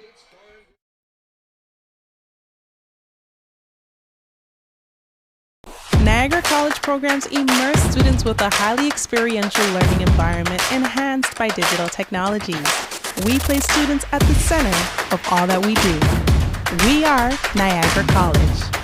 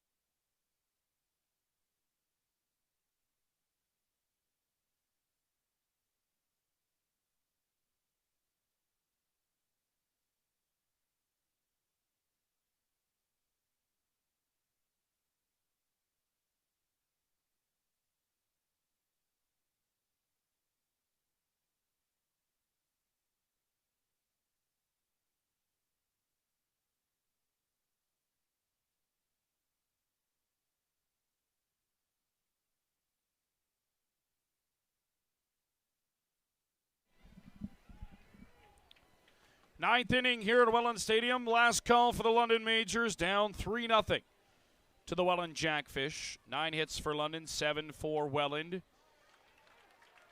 2 total extra base hits in this ballgame. Both belong to the Welland Jackfish. London, 9 hits, all of them singles.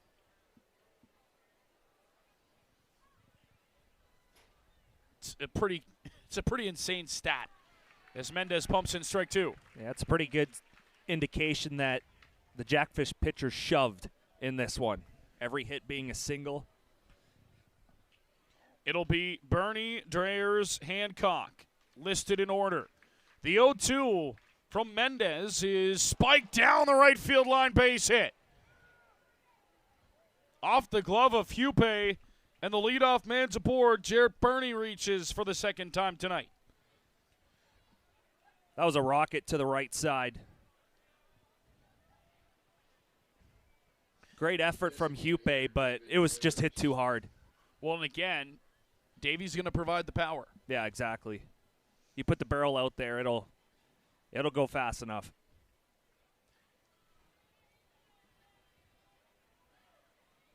So Bernie aboard. Mendez ball 1 to Dreyers. You need to get the next 2 guys in this order.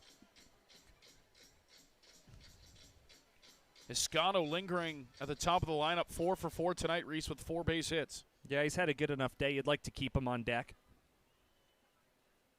Mendez 1-0. Fastball fouled off, 1-1. Get yourself a hard hit ground ball somewhere. See if you can roll a pair.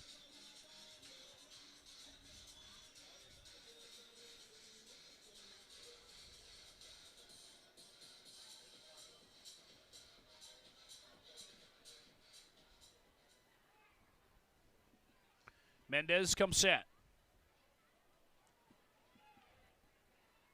Long pause. Now rocks into the windup. High for ball 2. Again, with a 3-run lead, you've got the room to just attack, attack, attack. Now, it's not like we're still in that 1-0 game with the lone run coming back in the 3rd, tying run on 1st. Now, you've got some breathing room.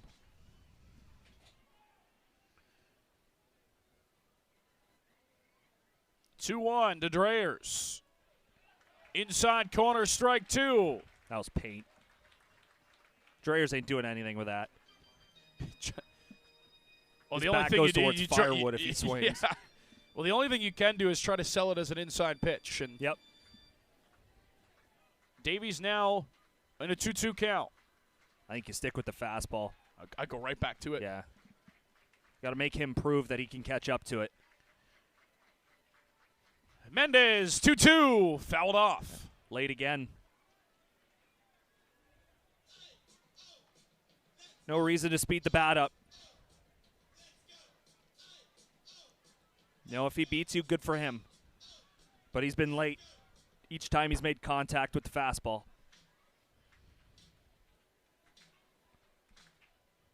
Elevate even more. Yeah. Why not? Another 2-2 for Mendez. He comes set. Again, same result. Yeah, just trying to spoil that pitch. Again, not much he's going to do with that other than pop it up somewhere on the infield. So just get a small piece. Go to battle again on the next pitch. It's a good at bat, though, nonetheless, from Dreyers.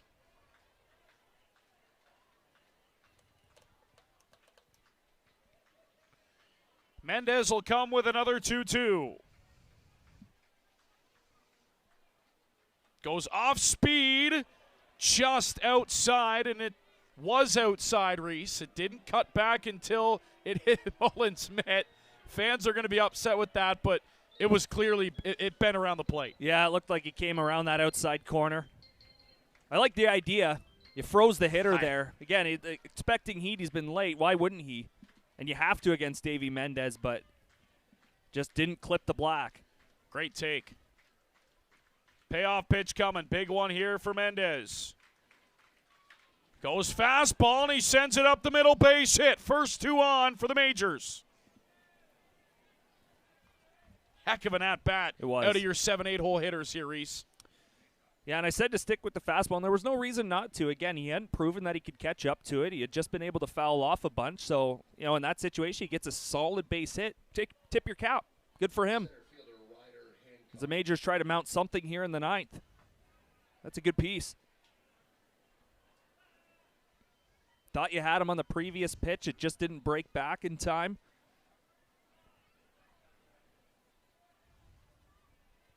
And now that brings the tying run to the plate in Ryder Hancock.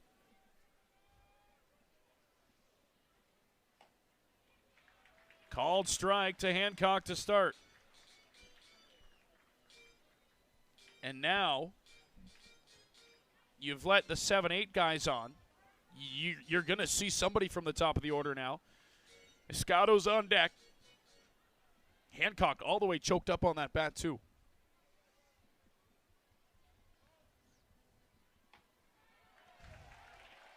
0-2. That's Payne again on the inside corner. Saw him do it once to Dreyers in the previous at-bat. Does it here against Hancock. Just a pitch that you're going to break some wood on. Can't do anything with it. Perfectly placed fastball.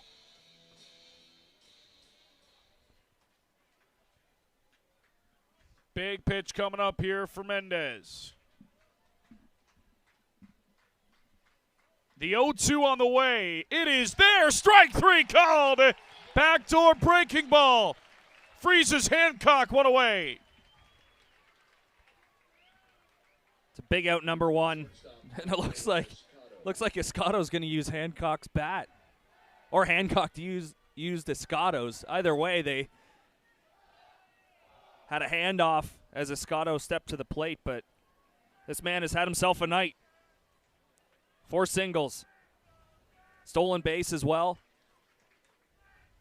Just hasn't crossed home plate. Was stranded at third in the 8th inning. Wave and a miss, strike 1. Yeah, you sell out for the fastball there, and when he drops that in, just a swing that's way too early.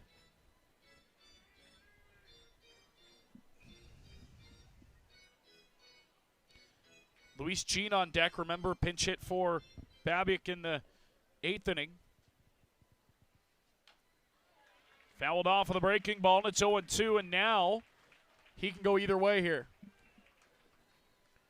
And this is a spot where you trust your catcher. Yeah. Right? Mullen knows. And again, there's nobody I'd trust more behind the dish than Robbie Mullen against his former team. Yeah, there's something extra on the line for him, as there is. It's nothing personal by any means, but anyone against their former club want to do anything they can to take him down. It is an 0-2 coming from Mendez to Escato. Here's the pitch. Breaking ball. He got him. Strike 3. Inside corner. Pate. 2 down. 4 Ks for Mendez. Man, did he bail hard on that pitch. Major's not thrilled. Third baseman Luis Jean. But sometimes nothing from Roop Chandernat, though. Well, sometimes when you bail there, you essentially give up your strike zone. There's nothing left. So if it's there, you're getting called. And again, it's a pitch that starts at your hip. Yeah. And it just catches the inside part of the plate. Fastball away to Jean, 1-0. I mean, whether it did or it didn't, he made it look like it did, Reese. Yeah.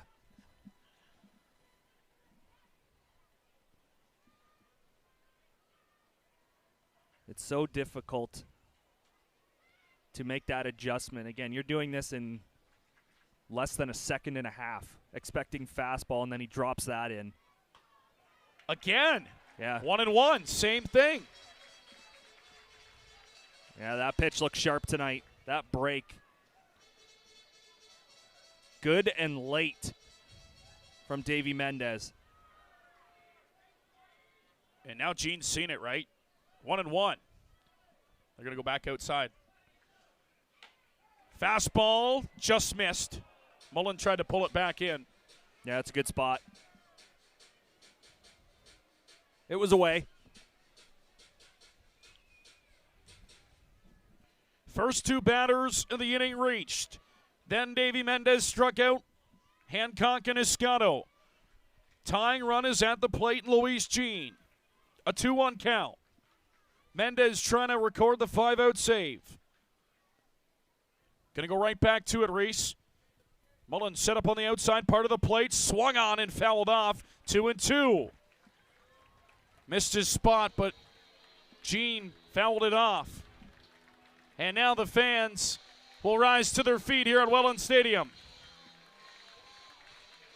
That was the 28th pitch for Davy Mendez in this outing. Just 6 balls to 22 strikes. Fans to their feet. 2,900 plus strong here in Welland tonight for a Saturday night matchup against the Majors. Mendez trying to send him home happy. The 2-2. He got him. Strike 3. Masterful Mendez. A 5-out save for Davy. All 5 strikeouts.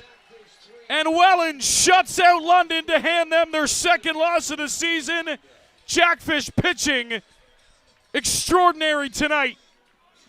Euclides Layer, Pedro de los Santos, and Davy Mendez combined for a shutout, and the Jackfish improved to 4-2 on the season. That was just pure dominance on the mound from all Jackfish pitchers. Euclides Layer was very good. Pedro de los Santos follows that up. Yes, he loaded the bases, but he came up with a big strikeout after that. Mendez comes in, strikes out 2. Majors have the bases loaded, nobody out, they don't score. That sums up how good of a night it was for the Jackfish on the mound. It was very good, very impressive to see. Majors, Reese, 11 hits tonight, 11 singles tonight. Mm-hmm. They did not have an extra base hit, and they stranded everybody on base. They stranded 12 tonight, Reese. No, 13, sorry. So the Majors stranded 13 batters on base tonight. And it's just not a recipe for winning. As the Welland Jackfish get it done, we'll go down to field level with Euclides Layer. Or Davy Mendez, rather, that is.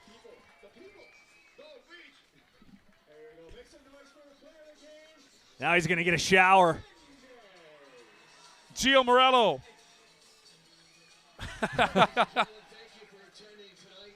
And you can feel good about that one now for the Welland Jackfish as they get back in the win column.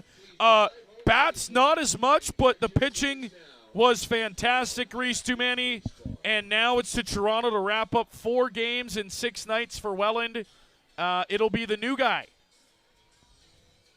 As Mr. Quinoez will go. And how about your first CBL start in Toronto? The most pitcher-friendly ballpark in the league. Don't give up fly balls. That's a scouting report there. But yeah, I mean you have a chance to win the week. If you win tomorrow, you go 3-1 with that 1 loss coming to Barrie. But you win tonight, you win in Guelph this past Tuesday. You can get the one tomorrow. It's a successful week. As the Jackfish improved to 4-2, you can go to 5-2 tomorrow. So yeah, it wasn't by any means a slugfest like it was on Thursday against Barrie, but the pitching was good enough where you only needed 2 to 3 runs to win this game. And the pitching was good enough to bail out the mistakes that were made by the Welland Jackfish. This continues to be kind of a sore spot for the Jackfish defensively. Again, Reese, the errors don't show up on the score sheet as an error, but the mental mistakes that were made, 3 errors tonight for the Jackfish on the score sheet. But again, you have a drop ball in left field, drop ball down the line, miscommunication in center, right? So you got to pick these things up and lock it down on the infield. I thought Brendan Luther was very good on the infield after that. He kind of took over, and the Jackfish do come away victorious here tonight. 3-0 Fish win.